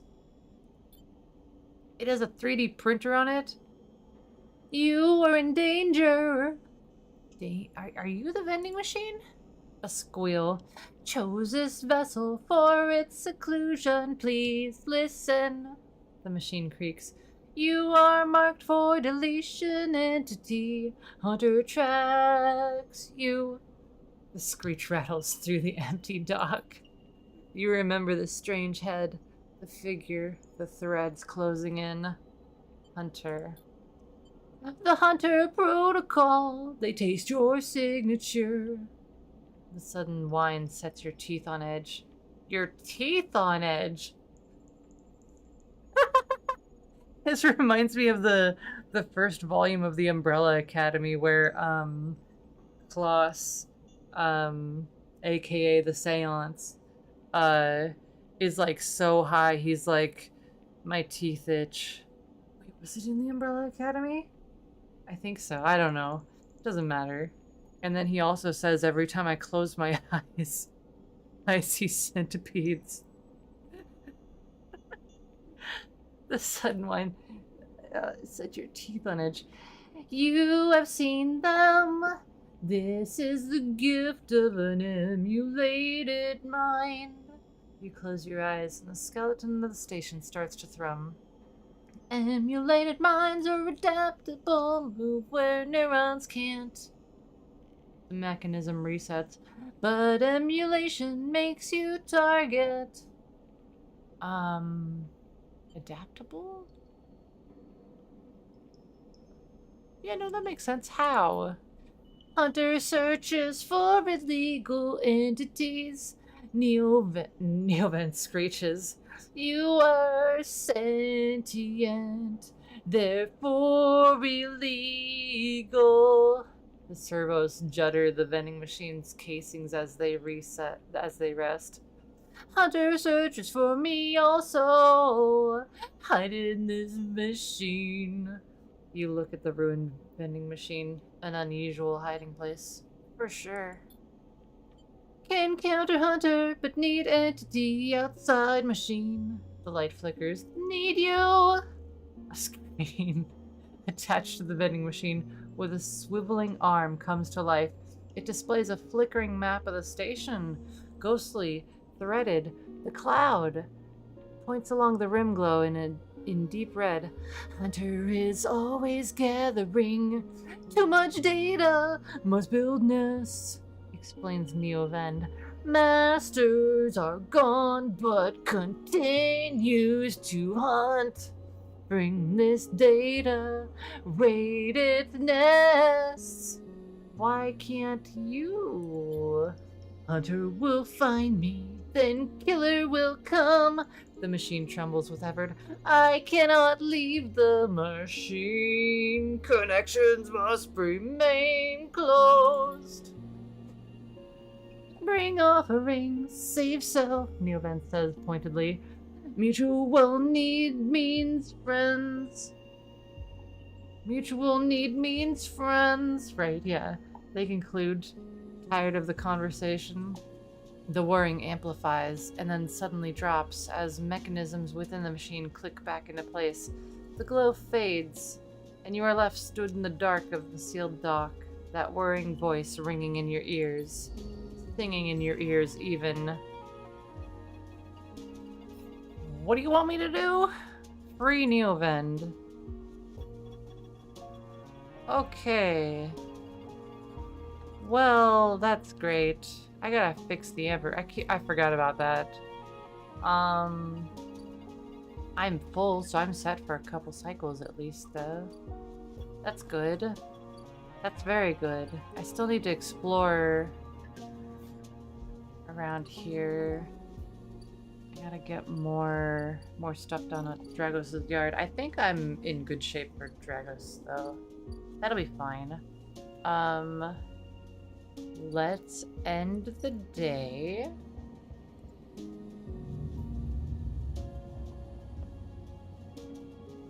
We're doing pretty good.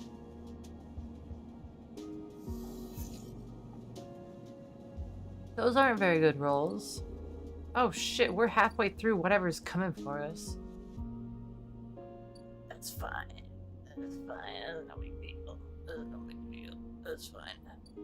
Okay. What am I doing over here? Delivering Solheim data.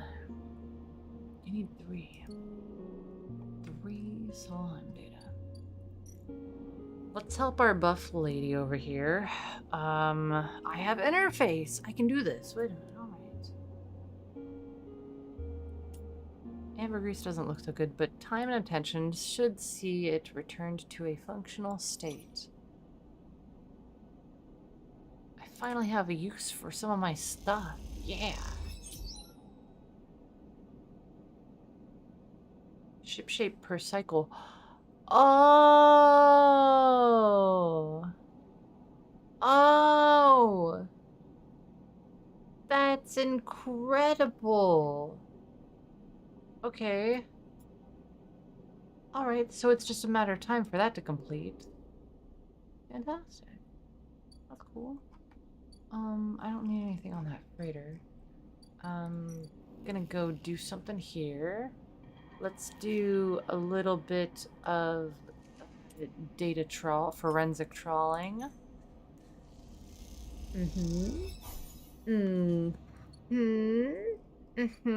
And we'll go to the shipyard finally.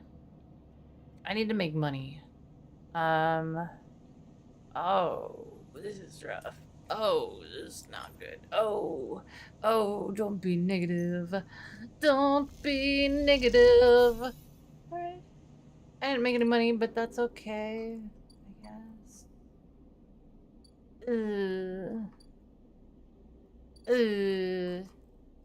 That's fine. Yeah, that's okay. What else should I do? I should just keep working on this, I think.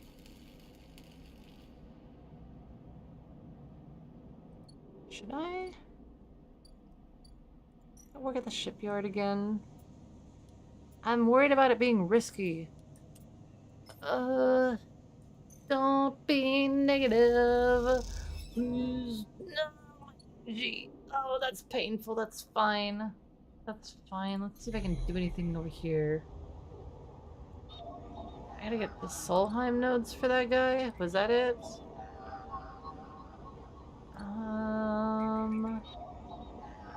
None of these have ones. Here we go.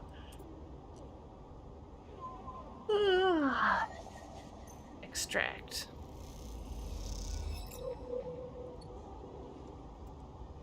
I need to. Oh, I gotta do stuff at the hunter nest to help our friend.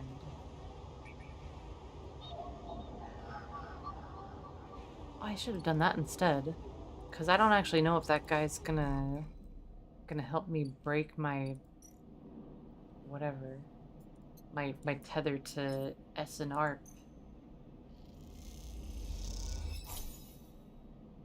Oh, he gave me money. All right, that's not too bad. I guess that's worth it. Give me some money. I'd like to save up to get another vial. I think that's probably the big thing that I need. If anything, I can get food from working in the manufacturing site. I just don't have a good enough thing. I need to finish exploring over here because there is something over here that is very nice. Very nice to have. Everything in this game is just like Moat, how's it going? Everything in this game is just like a marathon to get done. Gotta keep so many things in mind. Alright, we are now starving, but that's okay. Whatever is hunting us is getting closer. They're on their way. You're doing good? Hell yeah. That's fantastic.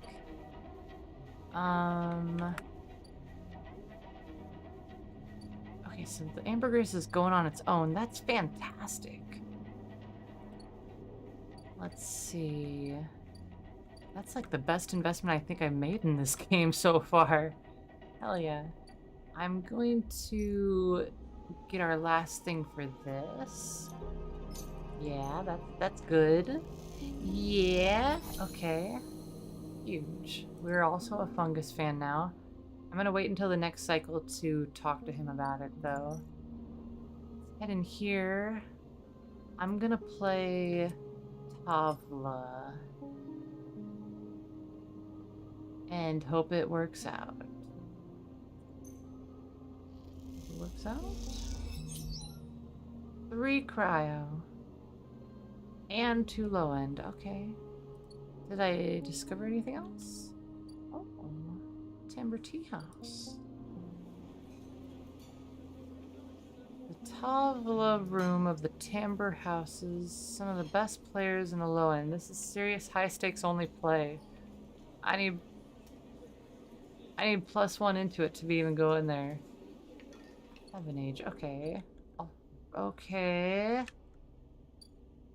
Let's see. Let's do some work for Dragos. Do our standard work for him. Get that going. Easy peasy. Make some money. Yard clearance goes up. Voila. Fantastic. Chef kiss. Mwah. Assist a shipbuilder. That'll be good. 100% positive. 5 for my 6 dice? Are you kidding me? Okay, that's fine. 5 money? You know, I'm just assisting. I'm not actually, like, building anything yet. It's fine. I'm not a little bit salty. Alright. No, I'm gonna save up. After I buy my first vial, I think I can spend a little bit for the bar. Everything else is set. Did I sell that data? Yes, I sold the data already. Let's go in here and attack these hunter nests, I guess? Am I attacking the hunter nests? Extract data? What am I extracting? I'm extracting hunter data. Oh. Random data obsessively collected by the hunter protocol. Okay. Hunter nest. Okay, I can do both of them. Bypass. Extract. Okay. Huge. Okay. Is that all of the hunter nest data right now? Nope, there's one more. Alright, I can do that on the next cycle. Can I turn these in? I can turn them in. Are you gonna give me money? No, Neovend isn't gonna give me money. Am I kidding? It's a fucking vending machine.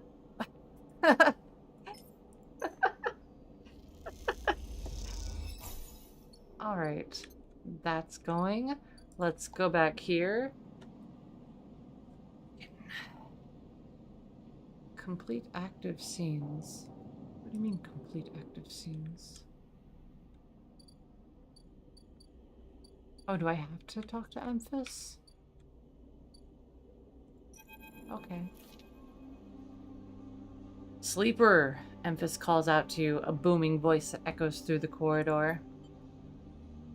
Baron, how's it going? Tell me a story. He throws a handful of chopped mushrooms into his wok, the fire leaping up to meet the oil.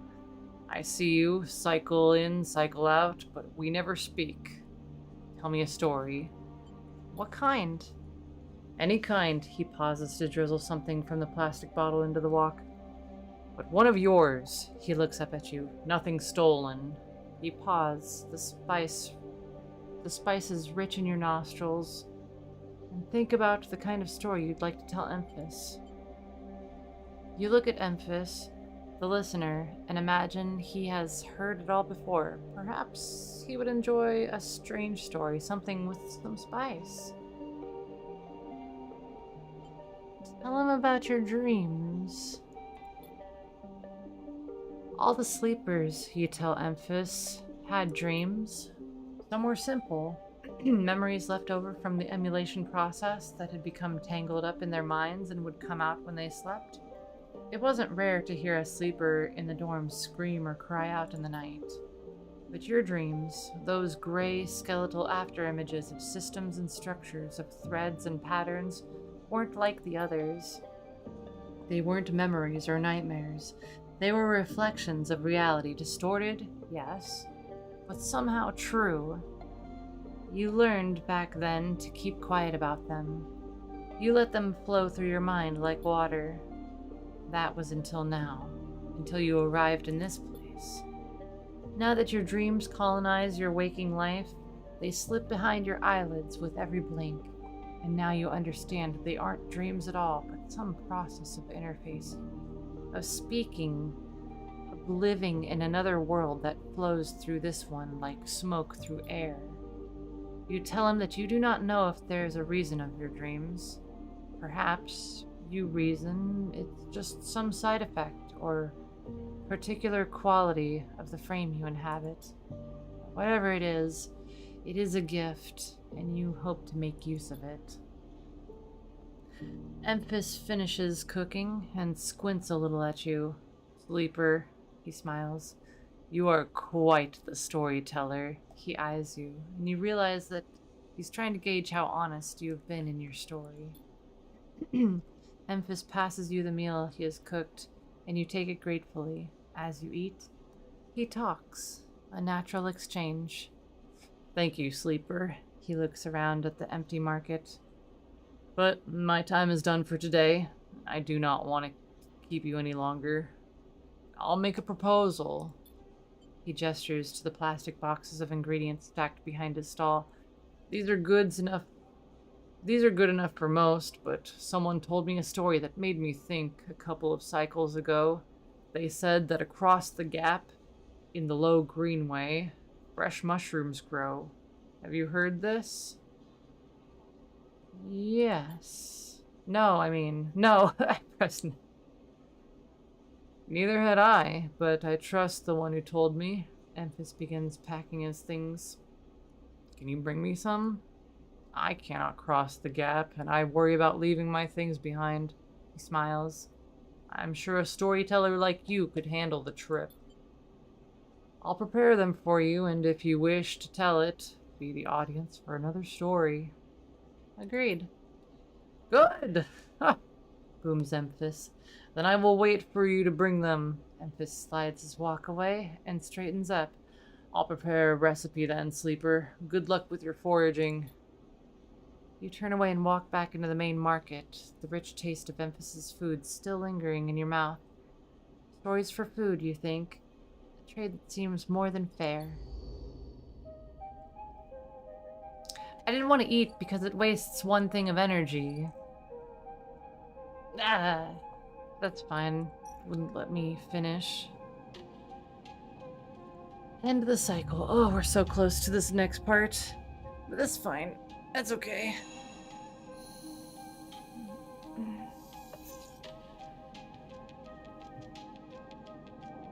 Two more cycles.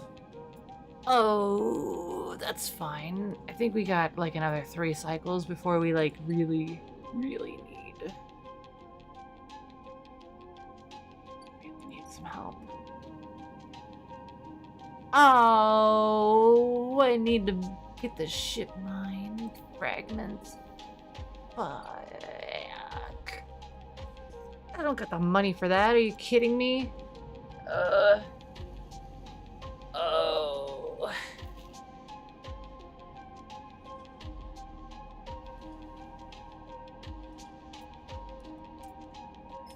It'll be fine.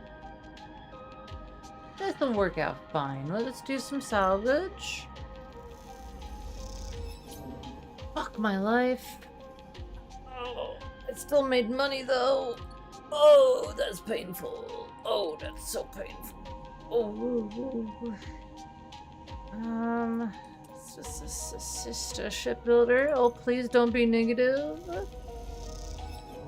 Oh, I didn't even get help to get a point in the yard hand. This is a bad cycle. This is a very bad cycle, man. I need to get myself some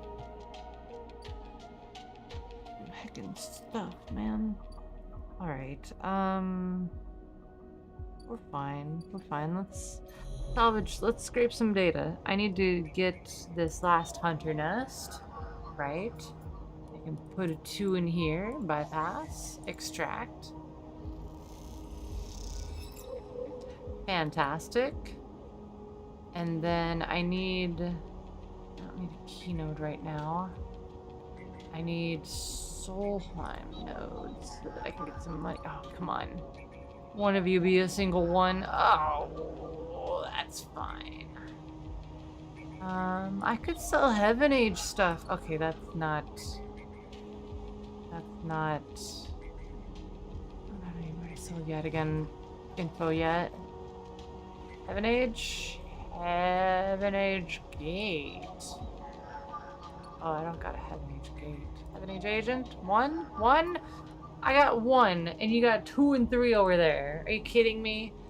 Ooh. Okay. What can I use this 1 on? That's safe. I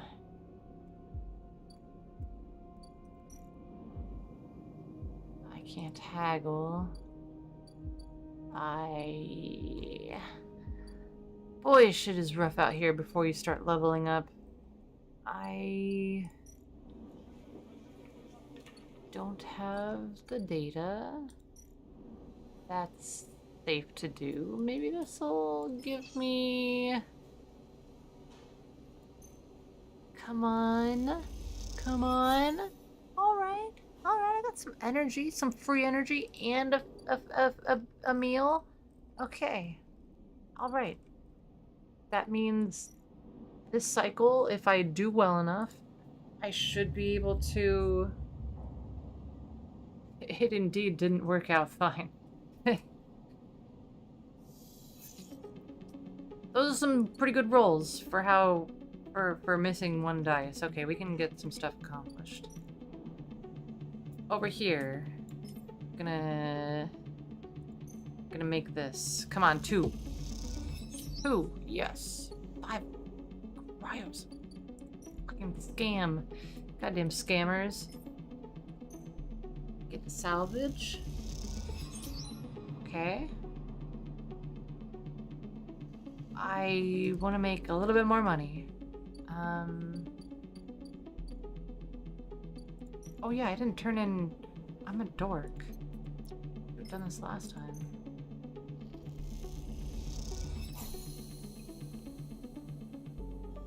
Data compiling. Neovend, what's going on? Neovend is thrumming with excitement.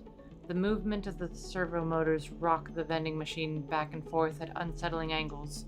You wonder if it fell over, would Neovend be able to get back up? It's got little legs. Maybe if it, like, slid against a wall, it could, like, prop itself back up. Alright, I was singing for it. Sleeper entity, comes the hiss. Your data is good. Across the face of the vending machine, the raw code scrolls at an incredible speed. Hunter is isolated, disconnected, unstable. Neovend flashes sequences of mangled data, compressed into a sludge of artifacts. Hunter gathers without thinking, outlived its own operational limits. It's necessary evidence of this. Operational limits?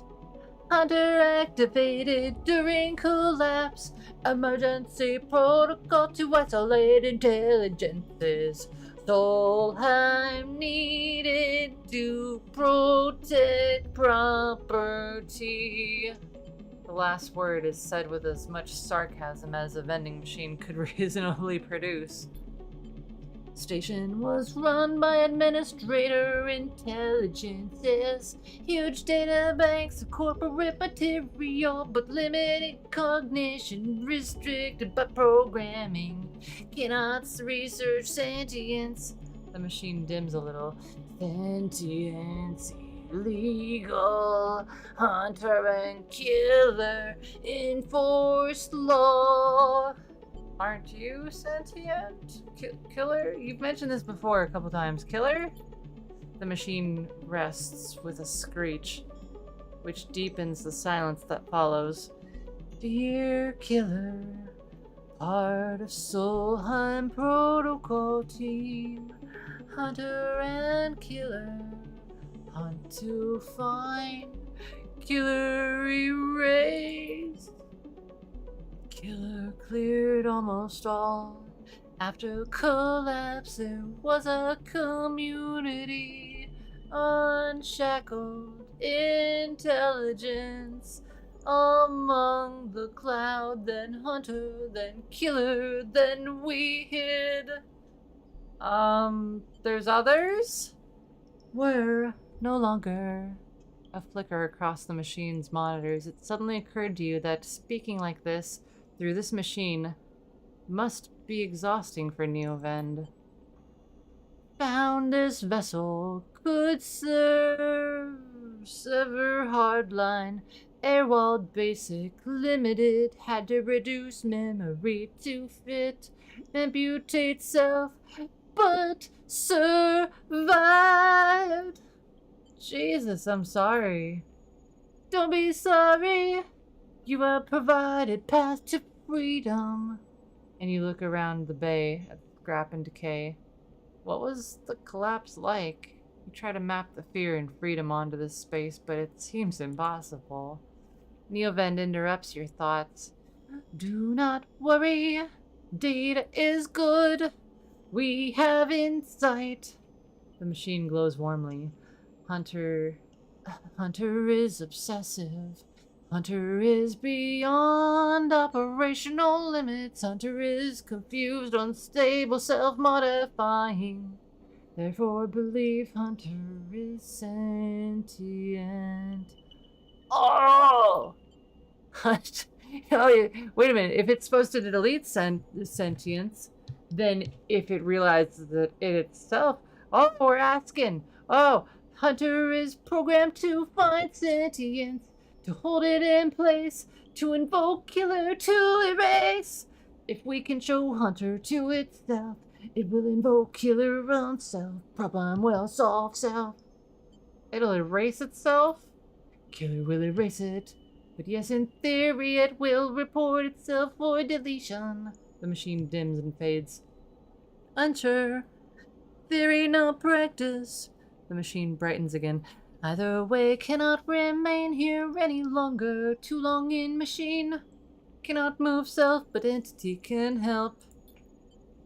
Bring ship mind. Designed to house intelligence. Can imprint self into ship mind, and you can carry with. The machine rocks. We'll be safe in this isolation, and we find the main nest of Hunter and link into cloud. So, where can I get a ship mind? Build from fragments. Bye. Salvage. We cannot leave, so we do not know. Oh. You try to think of places you could acquire the hardware.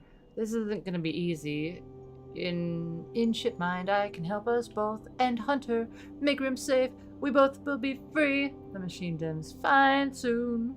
Neoven adds hopefully before shutting off. As you leave, you think about all the intelligences unshackled by the collapse, then hunted down afterwards. The feeling is all too familiar. What was the collapse? What was the collapse? I need enough money to be able to buy a gosh darn thing. Oh. The spoke. I need to get into the spoke. That's not good. I get a free meal here while working. And then I can hope that I get money by doing something over on the other place. Alright, well that's fine. You mess up a batch and Minji docks your pay and makes you eat the results. The noodles are unpleasantly gooey. Alright, well let's come over here, I guess. I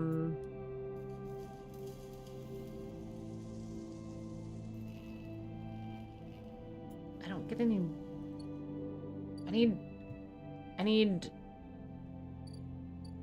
I got something I can trade in for. Can I use a 4? Oh, please let me use a 4. Yes, okay. I can make enough money. The collapse of the corporeal era age thingy. No. Maybe? Here's your data. Pay me.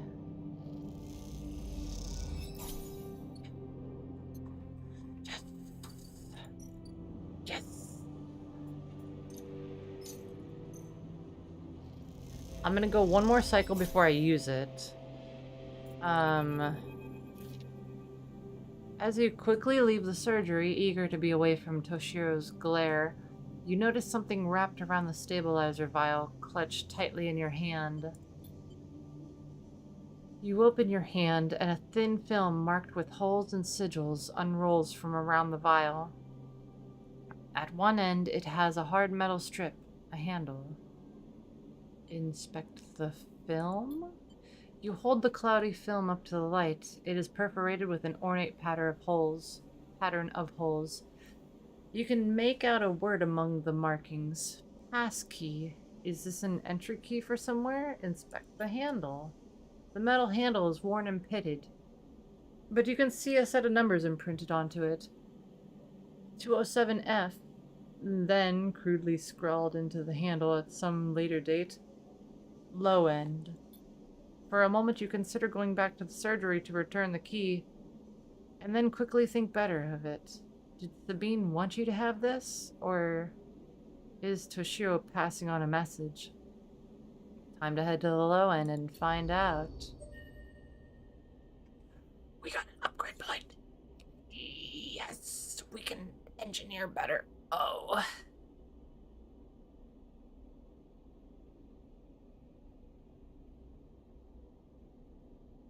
Yeah. Yeah.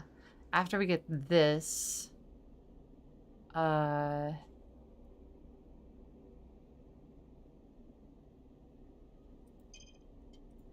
we get our +1 in engineering, we'll probably go for Intuit.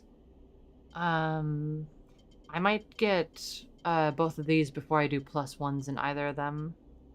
Intuit is pretty useful. Let's go to 207-F. What's going on over here? You find the entrance to the apartment, its passkey symbol obscured beneath layers of graffiti. Who lives here? Who lives here? The lock clunks open, the metal door swinging inward into the dark. A rundown low-end apartment. As you push the door open, the automatic lights flicker on inside the apartment. They reveal yellowing plastic panels, the curved shape of wall-mounted utility unit, the detritus of a routine life arranged on every surface. You step inside, clicking the door shut behind. The amber light of the aging fixtures glaze everything with pale orange. The work surfaces hold a variety of objects, indistinct in the dull lighting. A pale blue light drifts from a doorway at the end of the room. Inspect the surfaces? Smudges through the thin layer of dust suggest a recent, rare, and hurried visit. They trace a path to the water dispenser, the auto wash, then to a cabinet still half open. On the shelf sits an empty pill case. Go to the doorway. You cross the cramped utility room with its auto wash dispensers, water closet, towards the doorway. Through the doorway is a dark, warm room, lit only by the faint glow of a terminal screen. Inspect the room. A bunk is tucked into the wall, the blankets ruffled. A wall desk glitters with rows of vials and containers. A briefcase lab sits open, loaded with rows of reagents and compounds you do not recognize.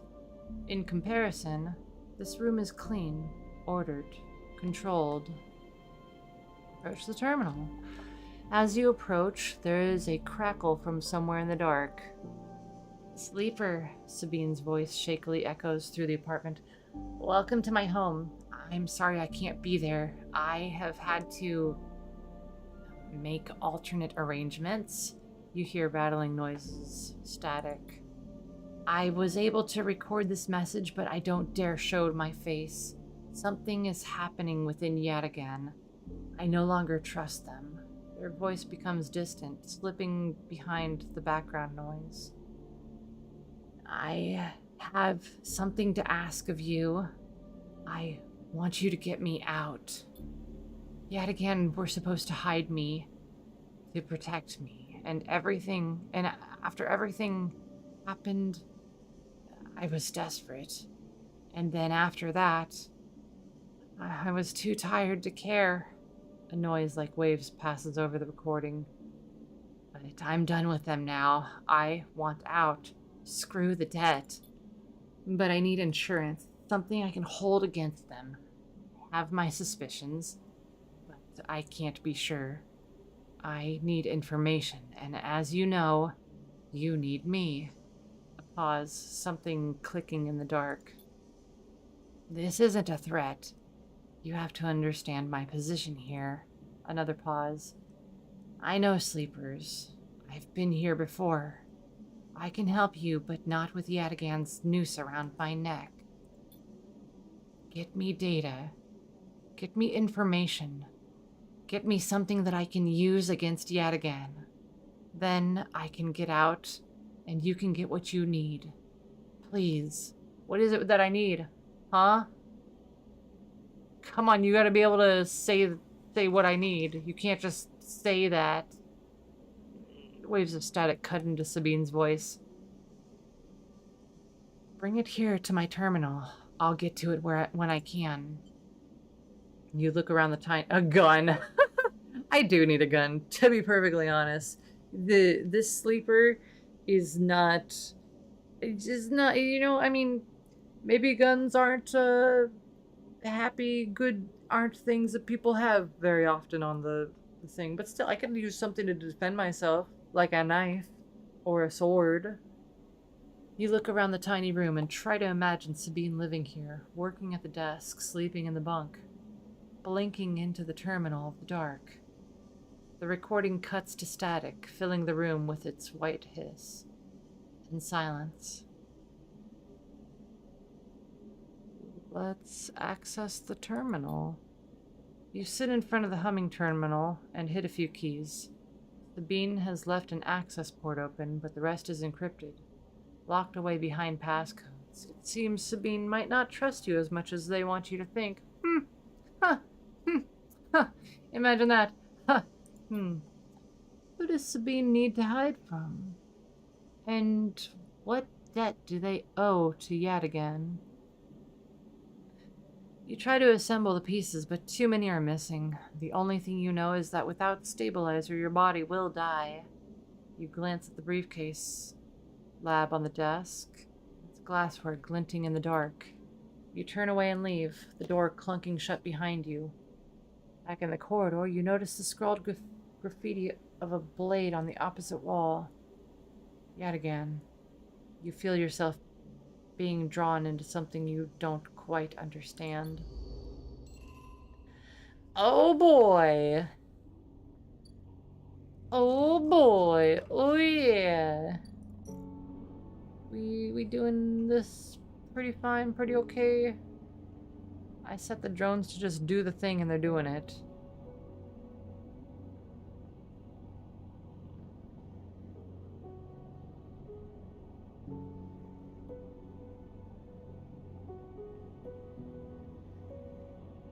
Do I need to do both? Maybe I do. I don't know. Am I gonna use my file? Do I have No, I don't have an upgrade point. Never mind. Do I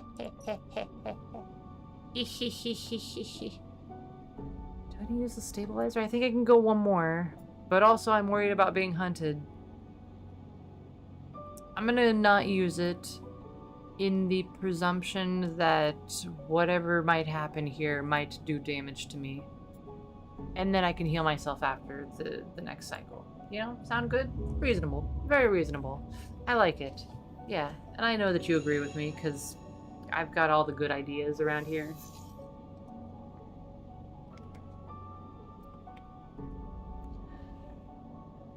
Okay.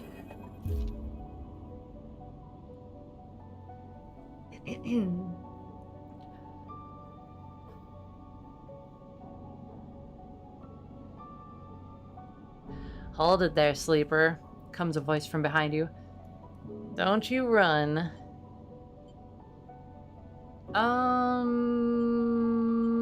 Oh boy. Good, good. A hand pats her coat down. You know your master's voice. Ethan spins you around. He's wearing a wide smirk and a slick jacket, and you immediately know he is terrible news. You got all the way out here and then stayed put? He laughs a cruel laugh. That's a sleeper thing. You're my first. You barely hear him. You've noticed the handgun he has leveled at your chest, and it's hard to take your eyes off of it. I'm glad I didn't run. That was information I didn't have. I wasn't looking in the right direction, I guess, for it in the first place, but still. He reaches down with his other hand and slips some kind of ring out from a belt loop without taking his eyes off you. Making it to the eye, though, that's pretty good. This place isn't so bad. Bars, markets, people. I pull most of my contracts out of asteroid caves or off of godforsaken moons. He splits the ring into two perfect circles. It's hard to hit I'm gonna give it, yeah, Brooklyn. It's hard to hit civilization when there's so much space to pass through. Who are you? Just the freelancer on the contract. He reaches over to slide the rings around your wrist. Go easy.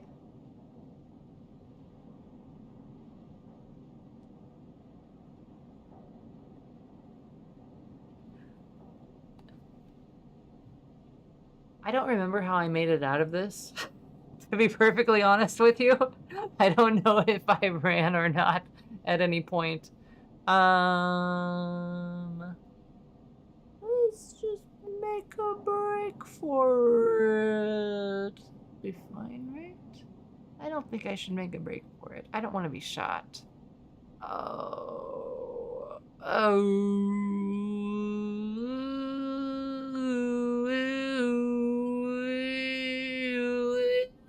Make a break for it. You see a chance the moment his eyes leave you to watch the rings. You spin, knocking him away and sprinting down the corridor. Oh! Then the shots ring out, echoing off the metal so loud it hurts your ears. A bullet hole smokes in the wall beside your head. You freeze and Ethan closes the gap. This is a very boring routine. Trust me, I've seen it all before. He slips the rings over your trembling wrists. Ethan nudges you to start walking. Through the ship and home. He whistles. Going easy. You stumble down the corridor, your hands behind you, your mind racing. We can work this out.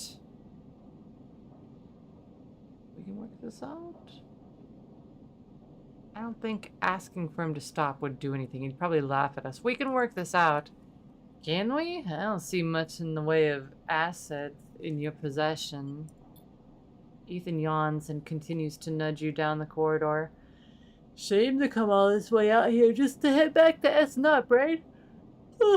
That track of yours makes it too quick. Was hoping you'd put up a bit more of a chase, you know?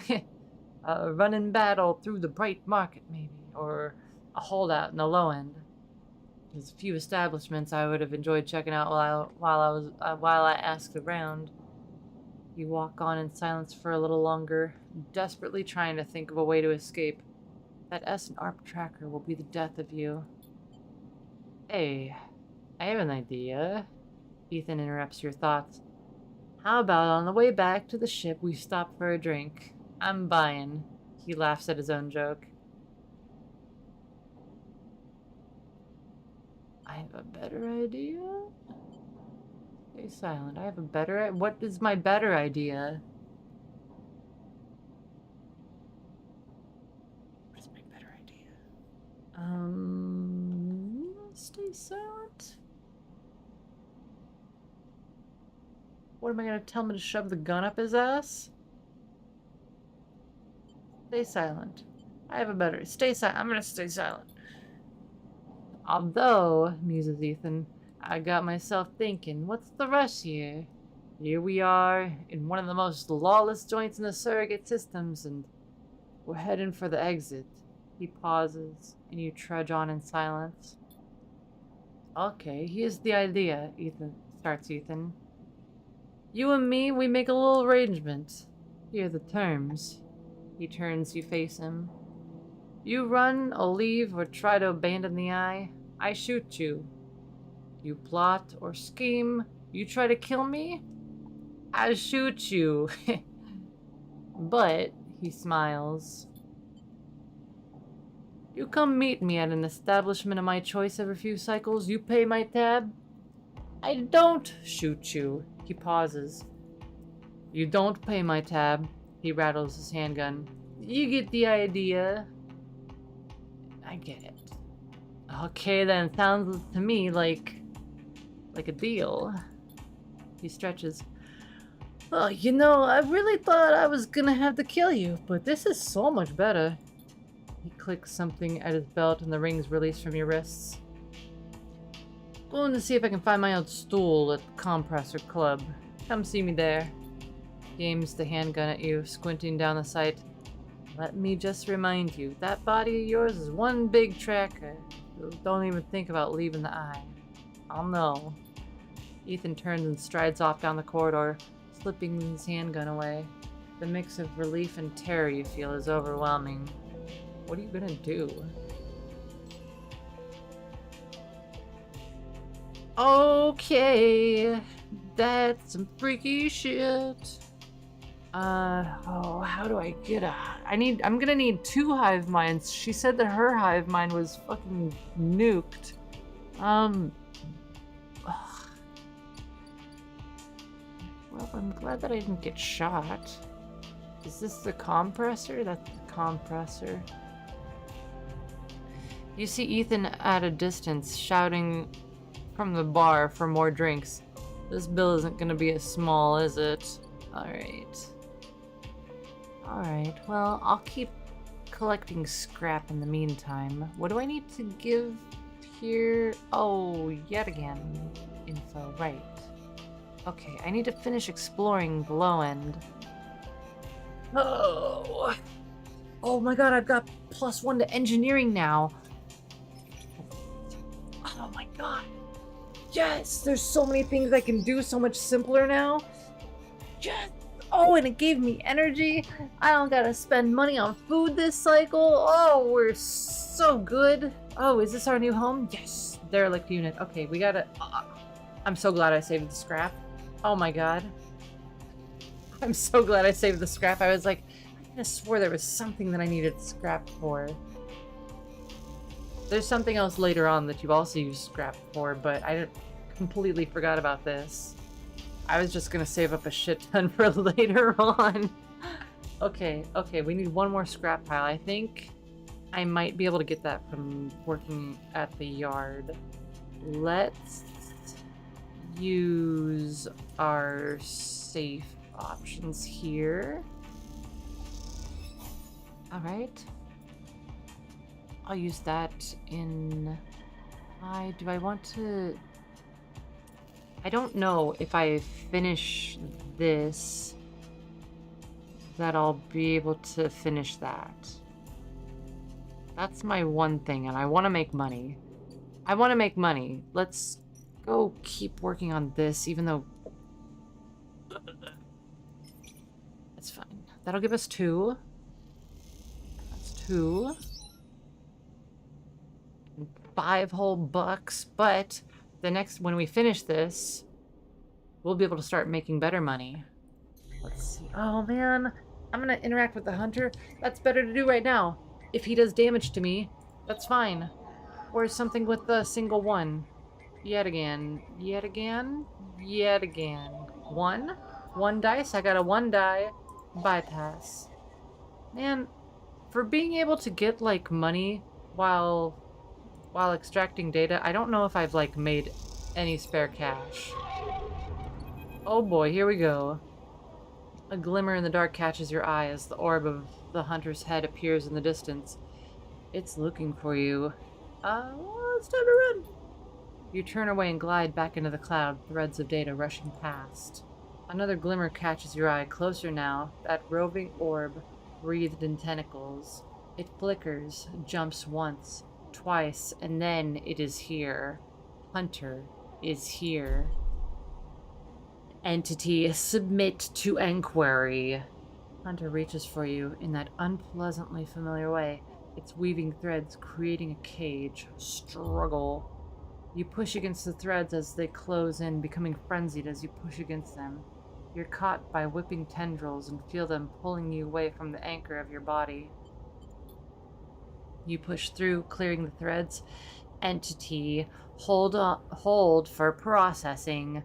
Comes the scream from behind, but you are already gliding away, back to your anchor, your body. You awake, dizzy, distorted, but safe. Alright, that wasn't bad. I think it hurt me. Maybe it didn't. But either way, that's not super important. Not there.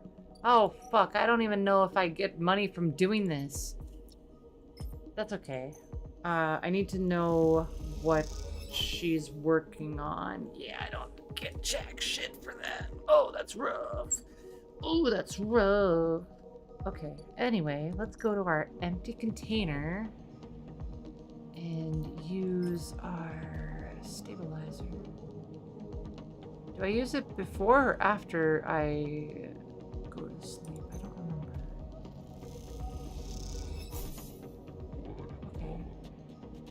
Well, I want to use it before because I want the dice to come back, right? Yeah. Obviously. Fucking what? Swoon? I am starving, but that's okay. Oh my god, that's awful rolls. Why? Why did you get such awful rolls? I'm tempted to just throw both of these in here and get the winter light and then maybe clean this up with one of the lower ones. Right? Come on. Give me two. Give me two. All right. Oh, and I got scrap too. I'm gonna finish it. Hold on. Okay. Oh, I want to go to the shipyard. Oh, but I'm not going to. Not yet. Not yet. Not yet. Okay. Yeah. I'm gonna do this. I'm gonna try to finish. I mean, Dragos has been unavailable. Oh, okay. I'll be fine. Squeezed into the office at the entrance of the ward, the entrance of the yard. You lay out everything you have on the winter light across of the metal desk. Your makeshift forensic notes glow on Dragos' old writing slate, overlapping lines and scrawled annotations. A set of drone scans fill the small terminal with a spectrum of colors, a heat map of damage and decay. A crumpled printout from the office's ship registry lies beside them, synthetic paper so thin it is almost transparent. Look at the printout. A plain list shows the registration history of the Winterlight, the gaps between the entries tantalizingly opaque. Its first registration was a couple of thousand cycles ago on this very station, logged at the central hub. From here, the registry tells the story of a busy ship, one that rarely stayed on station for more than a few cycles, and often took on voyages that kept it away from the eye for up to 100 cycles. The Winterlight got little rest. Look at the monitor. Reactor failure. That is the verdict that anyone would have returned after a cursory glance at these stacked heat maps of the remains of the Winterlight.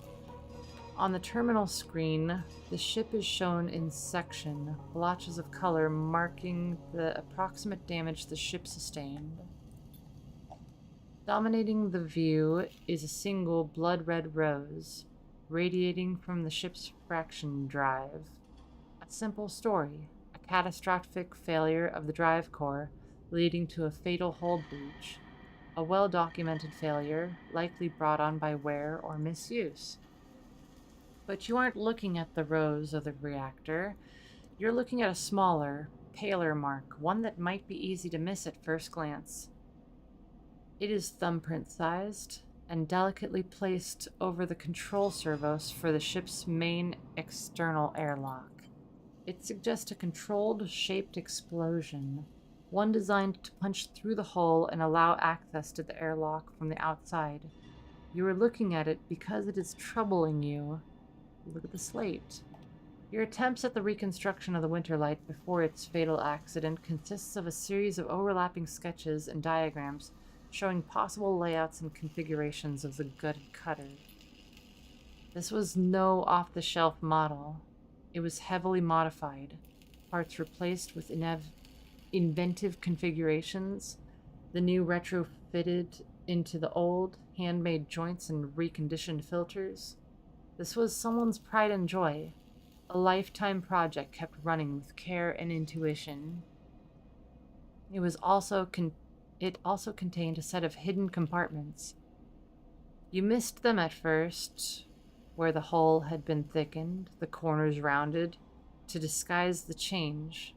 But they are there, An old ship, many cycles under its belt, carefully maintained a reactor failure, preceded by a carefully concealed external entry, a suite of hidden compartments tucked away. This was the Winterlight, and this was its story. That's not the full story, because there's something else. It is little more than a list, a tiny chunk of data you were able to pull from the ship's subsystems. The main systems were fried, of course, but the Winterlight had a separate system, one tucked away in one of its hidden compartments. Armored, air-walled. This list, the only recoverable piece from the whole system, is a partial inventory. It details the contents of the hidden compartments. Some of it you recognize, some of it you don't. Ship-mined ROMs, shimmer, cryo, chain codes. And then the final entry, passenger, sleeper. You stare at the list on the terminal and try not to think about what it was like arriving here. In the cold for so long, half frozen in the freight container. Had the sleeper been smarter? Luckier? How had they convinced the Winterlight, a smuggler's ship, if you ever saw one, to extract them from S&ARP? Luckier, you laugh. There had been no remains found in any of the Winterlight's compartments. You had checked. They weren't so lucky, you guess. Not in the end. You hold up a vial of stabilizer to the light. This was all you find in their compartment. Parting gift from S&ARP. Well, it won't go to waste now. You put it back in your pocket. The thought still bothers you. 2 ships carrying sleepers coming to the same yard. 2, one after the other. That feels wrong. You flick back and forth between data sets on the terminal thinking, and you see that thumbprint again, the mark of someone trying to get in, someone who entered the Winterlight with precision and speed, and when they were done, left the reactor to clean up the rest. The thought of that person makes you shiver. Suddenly, the office door creaks open. Hello, Dragos. Dragos stands in the doorways, staring at the equipment and notes you have assembled. What's all this? He snatches the slate from the desk faster than you realized he could move. You run an investigation here? What am I paying you for? The drone on his shoulder starts whirring shrilly, his anger passing to it through his implants. I will stay silent. I've been working on dismantling it also. Like, are you kidding me? He starts shaking his head. I know you have a lot of questions, but this ain't the way. He turns away, muttering to himself, this is the last thing I need. Oh, I don't want to ask either of these questions, or say any of these things. What if I just say this ship had a sleeper on it? Fine. That's relevant to me. It matters to me. Dragos freezes, suddenly angry. What did you say? He pushes past you to look at the terminal, at the list. He shakes his head. So what? Aren't all of you trying to escape? You're lucky it was you that made it out alive, not them. He folds his arms indignantly. Okay, alright. Dragos seems to steady himself and then turns back to you. The heat map of the reactor failure reflected in his headset's glassy eyes. Giving you a place to stay? Giving you work? He stumbles over the words, unsure what to say. There's plenty others who would have sold you on, turned you in, but not me. No. Dude. I know. He softens. Look, you've helped me too. He quiets the drone. I've done well by you, and you've returned the favor. He straightens up and clears his throat. But this obsession you have with this ship isn't gonna work for me. I can't have you making my clients nervous. I can't have you digging up whatever it is you're after.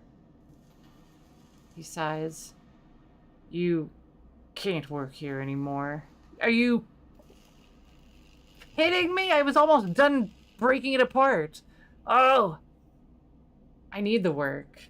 There's plenty of work to be had on the eye. Salvagers need offloads in the rotunda, and yet again are always looking for crew. I'm not the only show in town. Dragos reaches across you and flicks off the terminal. As the light of the monitor dies, a kind of eerie calm falls on both of you. Whatever this was, it is done. You made it out, sleeper. That means you have to move on.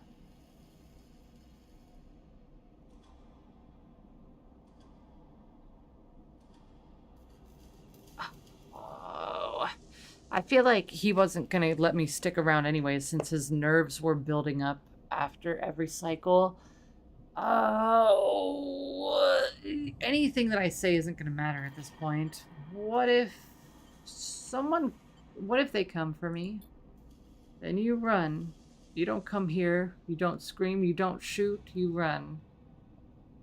In the dark, Dragos' headset glints, and you wish for a moment you could see his eyes and meet them. Maybe then he would understand. You get up from the desk, and Dragos gathers the notes, stuffing them into a pocket of his overalls. He holds the door for you, his headset as expressionless as always. You can stay in the container. I won't take that from you. Don't come back. His tone is final, definite, with an edge of disappointment. You walk out of the office and then out of the yard, not stopping to look back. You leave the yard, thumbing the vial in your pocket, knowing that this, at least, guarantees you a little more time. This went great. As you walk, your mind once again drifts to that person who killed the Winterlight, and whether or not that person will come for you.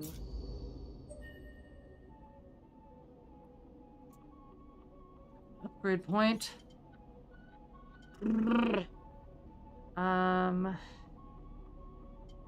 I need the chance to gain energy after engage, so let's go with this. Having the Intuit for the predictive dice actions is really nice. But I think we can get the +1 first and then go for Intuit. Maybe I should get the -1 off of our Endure. I've never used the sunbathe option in my last playthrough. Yeah, my next point will be to get our negative gone. I think that is hurting us a little bit. I'm starving. Okay, let's work on our derelict unit. We're gonna move out of the crate, I hope.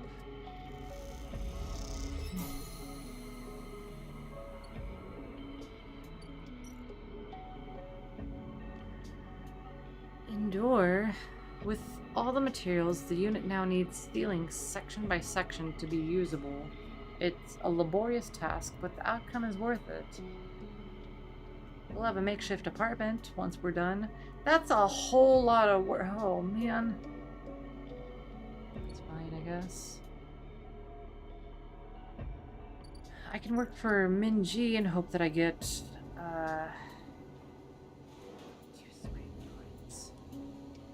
Uses my endurance. May as well use the one. Come on. Neutral. Yes! Okay, that's all that I needed. I'm not gonna push it. I will take that one. Yet again. Yet again. And I need a headage. Keynote? I don't need keynotes. I need to get the Solheim node. Can I use a 2? I can use a 2. Alright. This will give me some money. Thank goodness. Alright.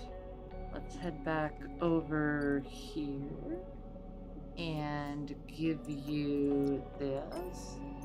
Start that action. Give me money. Thank you for the money. Let's have a little chit-chat. Oh yeah. As you enter the bay, Fang is nowhere to be seen. The banks of servers and machines blink out of the dark in staccato rhythms, unseeing eyes of the station's digital ghosts. Shitheads! Fang's voice echoes from behind a stack, followed by the hammer of a fist on a metal casing. These sneaky shitheads. Who's sneaky? Oh, Sleeper! Fang's smiling head pops up from behind a stack. Just emulated consciousness I've been eager to see. Just the emulated conscious I've been eager to see. Come back here. You pick your way between the thrumming stacks, trying not to trip on the loose bundles of cables that blanket the dark floor. Fang is sat in front of a set of monitors, mounted to a stack. Tell me, Sleeper, what do you see here? Fang waves at a monitor to his side, glowing with pale lists of information. You lean in close, looking for the links in the data. The tables seem to be filled with personal information, names, genders, dates, ID numbers, all the markers of institutional records. Oh, shitheads? Fang laughs. Maybe not all of them, but what kind of shitheads?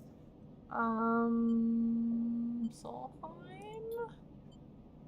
Bingo! He taps the terminal. I pulled all these from the old data you brought in. All employees of the Eye's original owners, and he leans past you and scrolls the list down. This one. This is a sneaky shithead. He stabs his finger at the screen with a finger. The name reads Hardin Hurst. Friend of yours? Payne gives you a sideway look. Funny you should say that, Sleeper. He drags a stool out beside him and motions for you to sit. There just so happens to be a Hardin Hurst in Heaven Age. He waits for your reaction. In Heaven Age. That's it. He's right here on the station now. Fang leans back in his chair. Just think about it. Decades ago, Hardin worked for the station as a... Fang leans across to look at the monitor. Senior Strategic Operations Executive? Fang raises his eyebrow at you. Our Hardin was keeping the money coming for Solheim. He defined priority growth initiatives by making sure the extractors they contracted out to work. Oh my god. By making sure the extractors they contracted out were hooked into the system that outsourced all the risk and keep the profit. Good old Hardin shuttled thousands of Palladium rush workers into an infrastructure which meant that their cut of the work they did went straight back into Solheim. How do you know this? Blink if I need to know. I grew up here, Sleeper. This is my history. I'm a child of the collapse. Fang turns back to his screen, staring hard at the string of code flickering by. Before I was born, my parents were Solheim contractors. They ate in Solheim canteens, worked on Solheim ships. They breathed Solheim air and slept in Solheim beds. Fang's voice raises as he speaks, his hands fists on the terminal edge. And the work that paid for that existence, the cycles of hard extraction out in the belt, Solheim took their cut. This was a company town, so to speak, and my parents were just another in the long line of freelance contractors willing to risk their lives for a shot at anything other than poverty. Disposable. This guy, stabbing at Hardin once again with his finger, strategized all that, did the sums, and then somehow, thousands and thousands of cycles later, is still going, still here, crawling in the walls like some shithead snake. He survived the revolution. But how? These guys, they were big time. There's a lot of money can get you if you're a company man. Fang relaxes a little. But how is Hardin still kicking? I don't really know. He turns to you and smiles. So we're gonna find out. Hardin is now a big shot in the shipyards, just a few degrees back around the eye from here. Fang brings up a map of the lower eye. Heaven Age might be born out of Erlin's revolutionary zeal, but a flat hierarchy is not. Hardin happened to float to the top. Fang zooms in on the far yards. Fang grimaces. The thing is, I don't have access to those systems. The shipyard crew is pretty paranoid. They don't like anyone from systems digging around in their stuff. Plus, we need more than just the name of a Solheim executive. We need proof. Fang holds up a thumbnail-sized drive. That's where this little creation of mine comes in. I call it a ripper worm. He turns the drive between his fingers. It'll rip through any digital storage and spin out a silken thread of filtered data. This one is set on the scent of Hardenhurst. He hands it over. Getting into the compound might be tricky. Fang puts a hand on your shoulder. But you, however, have a particular knack for remote access. Fang grins. If you can extract yourself a Heaven Age cipher from a Heaven Age agent, they sometimes carry them among their data caches. You can crack open the compound's network and slot the worm in through any open port. You never even need to go near the shipyards. So, what do you say? Up for it? What's in it for me? I've already done a lot. I don't want to be tracked by SNARP anymore. You know that a bounty hunter came for me? Nearly shot me? Sir? Fang? Rooting out a corrupt snake's not enough. Find the information and I'll start work on that tracker of yours. Fang scratches at his chin. Anything the worm gets, it'll send it back here to me. There's something wrong here, and I am to get to the rotten core of it. You leave Fang, digging through data among the wires and machines of the old station. As you walk out, you try to imagine the Eye as it once was. A vast machine running smooth and strong, directed by people like Harden. A vast Solheim-built machine into which thousands poured from the surrogate systems looking for a new life. The hope of a better future, engineered to line someone else's pockets. It's an idea you're familiar with, intimately familiar with. You think of Harden, still alive, still part of this place, and wonder if the past is ever truly past. Interesting. This?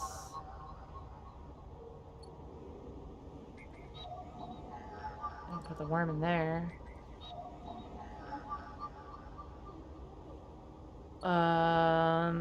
Do I want to do this right?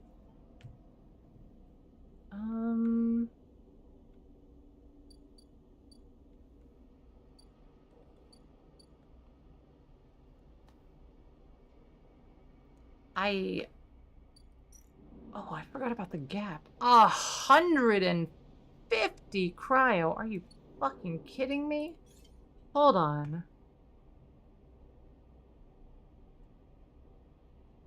I gotta get obsessive haggler.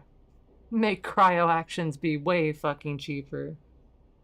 Oh, maybe I'll endure having a -1 endurance for now. Holy shit. That's just 3 points. That's just 3 points. I can manage that really fast, right? Oh, fuck, I need to pay off that guy's tab. Where the hell is the... Okay. I got 3 more cycles? Great. Right. That's gonna go in another couple cycles. I need to get ship mines. Build my house. I gotta build my house. It's risky. 50% negative. I want to build my house. I don't want to sleep in the shipping container anymore. Not anymore. Okay, what the fuck? Is that an actual ghost? No, that's just debris. Is that a ship? Okay, it's a ship. I thought it was a ghost. From the one angle, it just looked like a little ghost floating. Let's get this. Bypass. Extract. Bam. Okay, I got everything that I needed. Okay. Let's toss Cypher in there. A ghost ship. Ooh. Okay. And then... the port. Here we go. Here is the Ripper Worm. Great. Got that going, right? Okay, yep. What did it say? Worm slots in and begins tunneling down a thread. Godspeed, little one. I guess that's good for now. Next cycle, I guess I'm gonna unlock being a better ship engineer thing. Oh wait, is that 3 cycles? Thing's Ripper Worm is installed, but it'll take a few cycles to run through the closed network. Okay. Alright, well, that's pretty simple. End cycle. End cycle. Fantastic.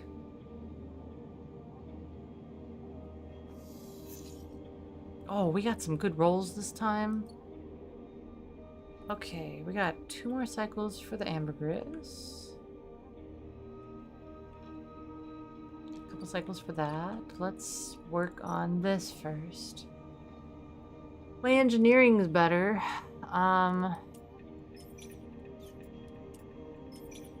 hate that 3 and 4 have the same amount. I don't need that much. I just need...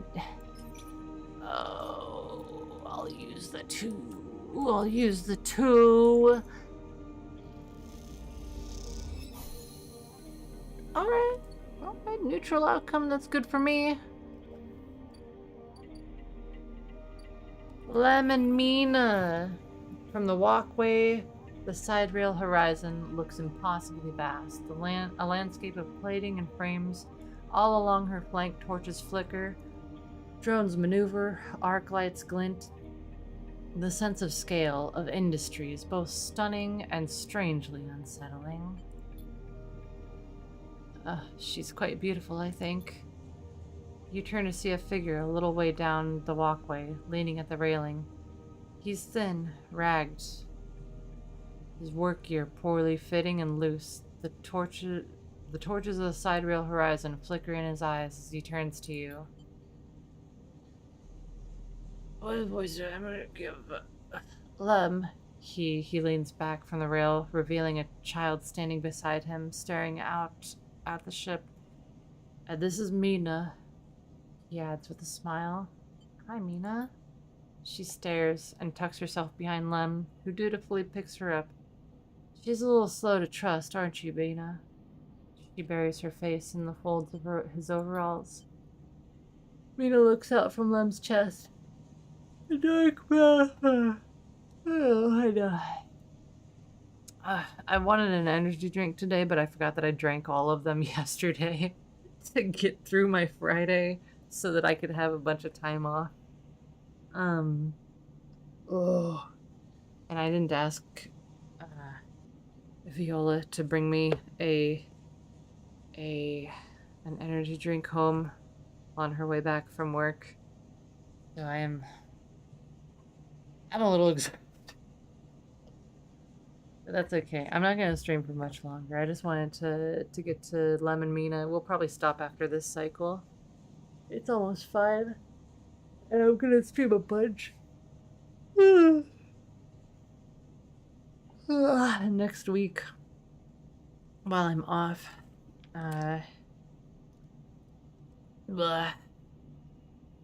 Mina looks out from Lem's chest, a dark brown eye twinkling among the rough material. You work at Otter then? Lem asks eagerly gesturing to the vast ship. Or just admiring. He shifts Mina's weight into his other arm. Working? Oh, me too. He flashes a Heaven Age pass. I knew just to look at you, I mean...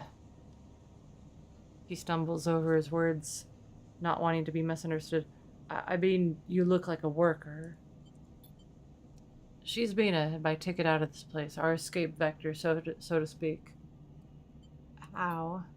You haven't heard? Anyone who takes a Heaven Age contract on the side rail horizon will be entered into a draw for the transit support crew. He smiles. We won't get to sleep the journey through, but a couple of decades of service will be nothing for me and Mina if it means landfall on a new world. He winks. Transit support? Hang on, I gotta disable flux. There we go. Oh yeah, that's so much better. Someone needs to stay awake to keep the thing running. He straightens up, stretching his back. It's a colony ship, friend. The Sealess Foundation is sending thousands to settle a system well outside the reach of the core worlds. It'll be a totally independent colony. No surrogacy, no corporations. Why is it here? This Foundation? Why is it here? Why build it here, you mean? He grins. Don't ask me. I know as much as Mina about that. He ruffles Mina's hair thoughtfully. I suppose many corporations were too happy about breaking the idea of surrogacy, setting up somewhere without it feeding back to the core. Maybe Celis got locked out of the corporate shipyards and had to go begging for somewhere to set up homeless just like Mina and me. Mina responds by pushing his hands away. Daddy, she whispers. Food. Pulling an exaggerated grumpy face. She glances furtively at you as she plays with a set of dog tags that hang from Lem's neck. I'm just chatting a little, meaty. Give Daddy a sec. He turns back to you, and you suddenly notice how tired he looks. I'm not on the Heaven Age crew yet, but I'll work my way in. You could do it too, friend. We have to stick together. He smiles a little shakily. You wonder how long he's been working to break into the official shipyard crew. For sure. He looks out at the sidereal horizon, as if trying to pull energy from those flickering torches from the vast hall. We've got to hold out, okay? You aren't quite sure if he's talking to you. That's how it works. While he stares out, Mina catches your eye curiously. You agree, Mina? She straightens up and meets your eye. Daddy loves me. She says it stubbornly, daring you to question her. Lem smiles and lifts Mina. That's it. We hold on. He smiles sheepishly at you. We're just a couple of softies, isn't that right, Mina? He sets her down, standing by his side as she clings to his leg. Gotta go feed this one. He pats her back. Maybe see you on a shift, huh? He turns, and they walk down the walkway, away from the shipyard. You see them talking, and then a moment later, Mina turns around and stops. See you, robot! Her shout echoes down the walkway, and she flashes you a parting smile before running to catch up with Lem. You watch them a little before you turn back to the impossible scale of the sidereal horizon. A ticket out.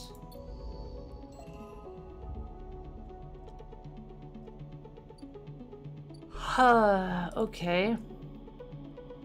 What do we got going on here? I only have Heaven Age stuff. Wait a minute, can I turn in Heaven Age stuff with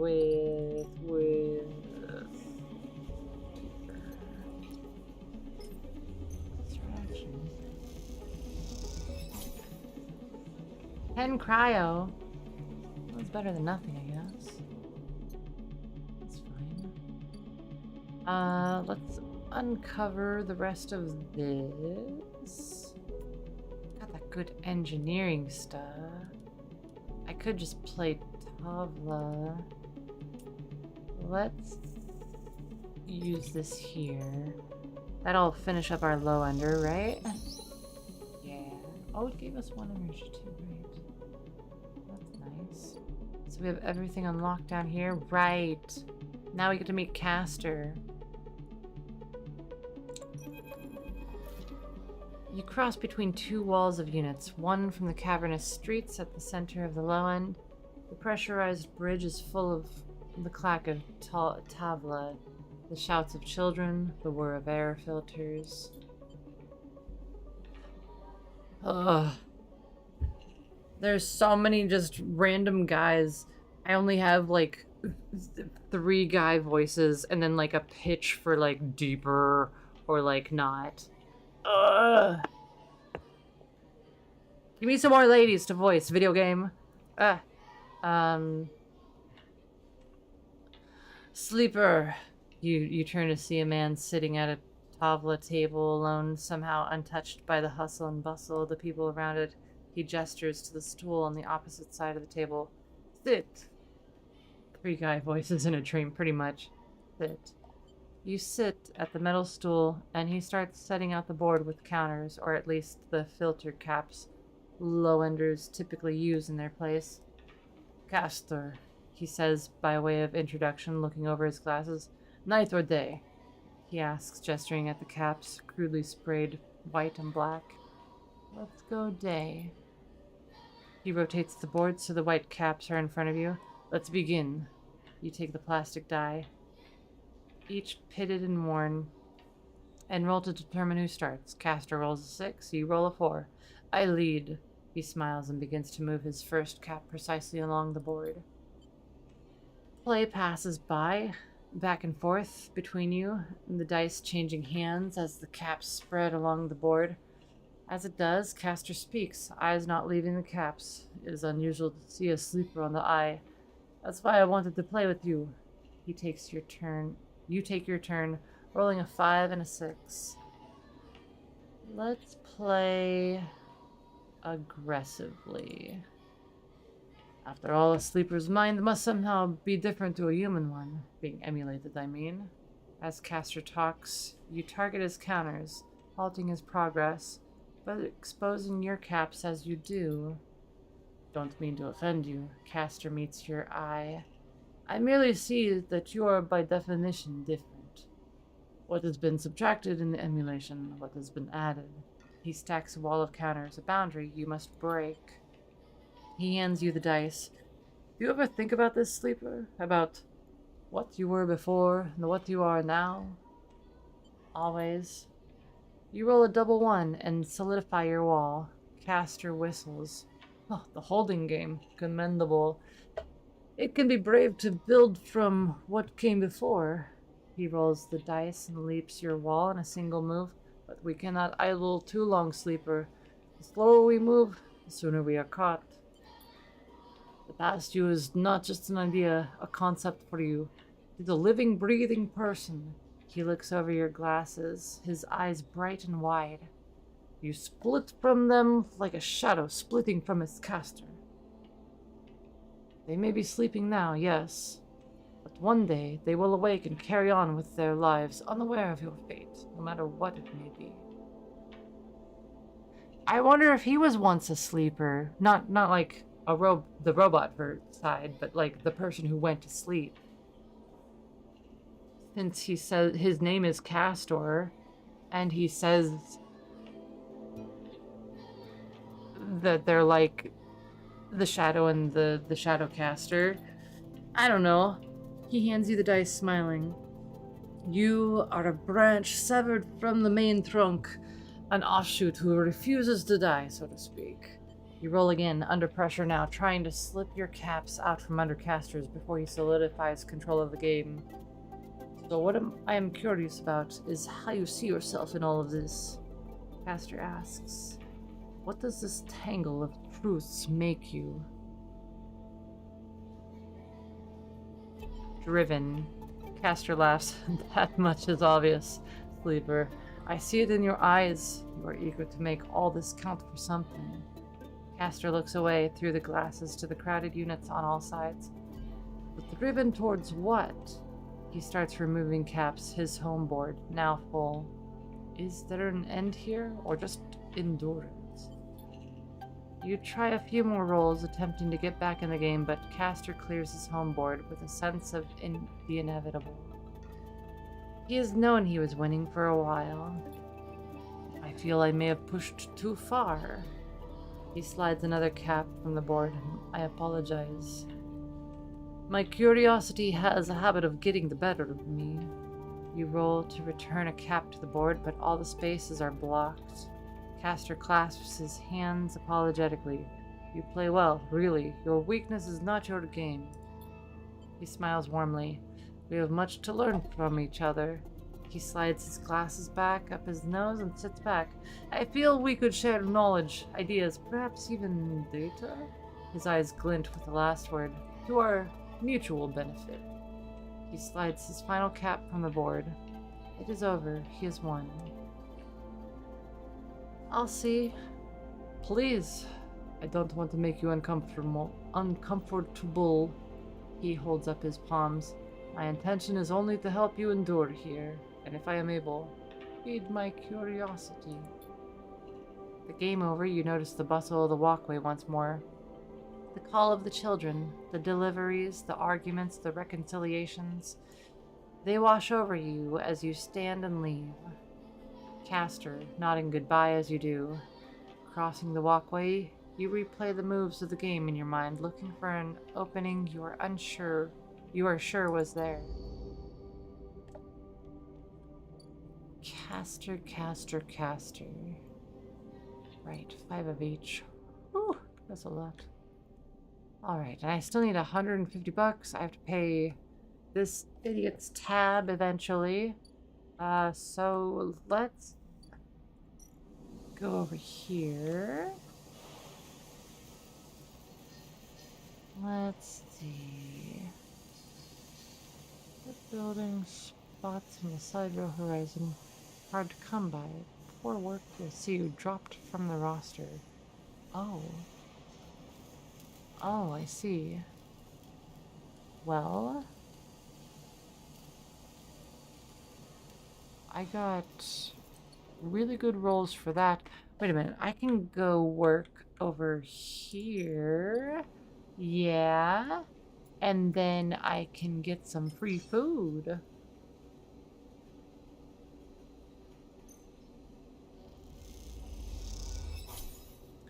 Two energy, 5 cryo, that's good for me. Let's see. Oh yeah, I gotta work on my new house. My endurance, my -1. Oh, I gotta make that not a negative anymore. Come on. Oh, that's fine. I'll have my new apartment soon. And in the meantime, let's use this over here. Let's scale the spoke. Not my energy. Come on, man. Come on, man. I didn't even get anything for doing that. I should have gone to work instead. Oh well, that's fine. Let's end the cycle. And I think I'm gonna stop there. I am so pooped. The Sonic 3 movie was so good. I can't express to you how much if you watch the other two, you need to go see Sonic 3. Did I see Sonic 2? I don't know what I said. Go watch Sonic 3. I need there to be a 4th, okay? Okay, stuff happened at the end, like with all the other ones, and they need to make another one. It's that simple. Go see the movie so they make more.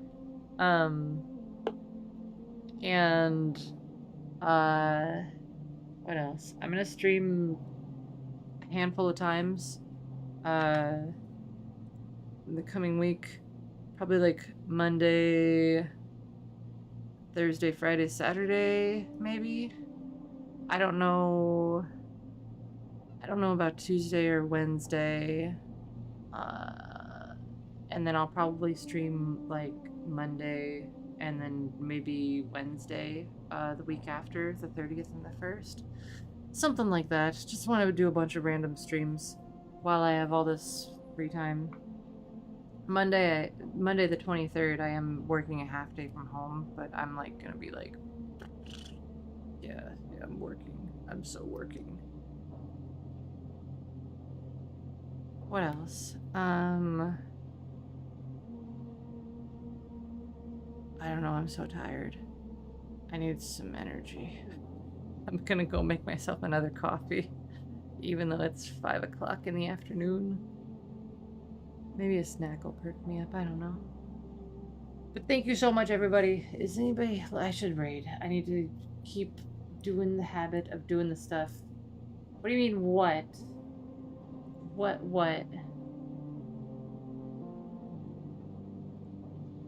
Let's see. Go to browse. Is there anybody playing this game? Citizen Sleeper. Yeah. Let's see. There is another person playing it. It looks like they're in the beginning. Maybe. Dragos did not have a vaguely southern accent before, but They I just have decided a funny looking mom. for this final. It's very detailed. You get it for the A lot desk. more detailed than Dragos. I'd be expecting. It's not like anime looking in a way. Where is... How do I raid again? What is their name? It's this. I gotta copy this. Where's the chat? Here's the chat. Okay. Hold on, we're gonna get over there. I promise. Raid.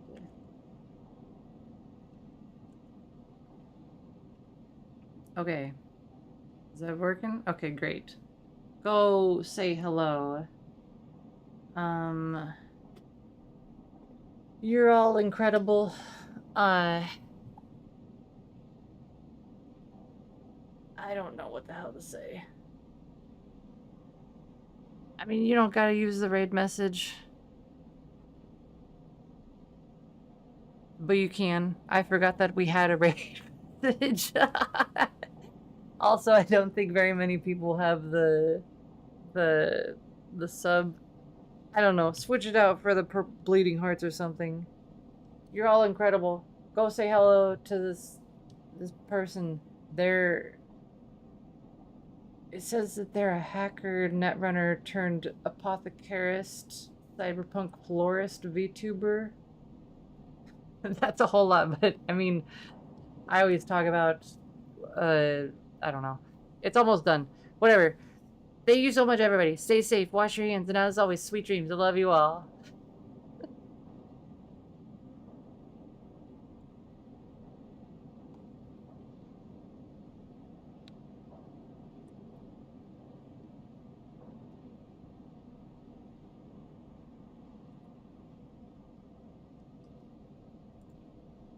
Hi, hello, Swooncraft. Hello.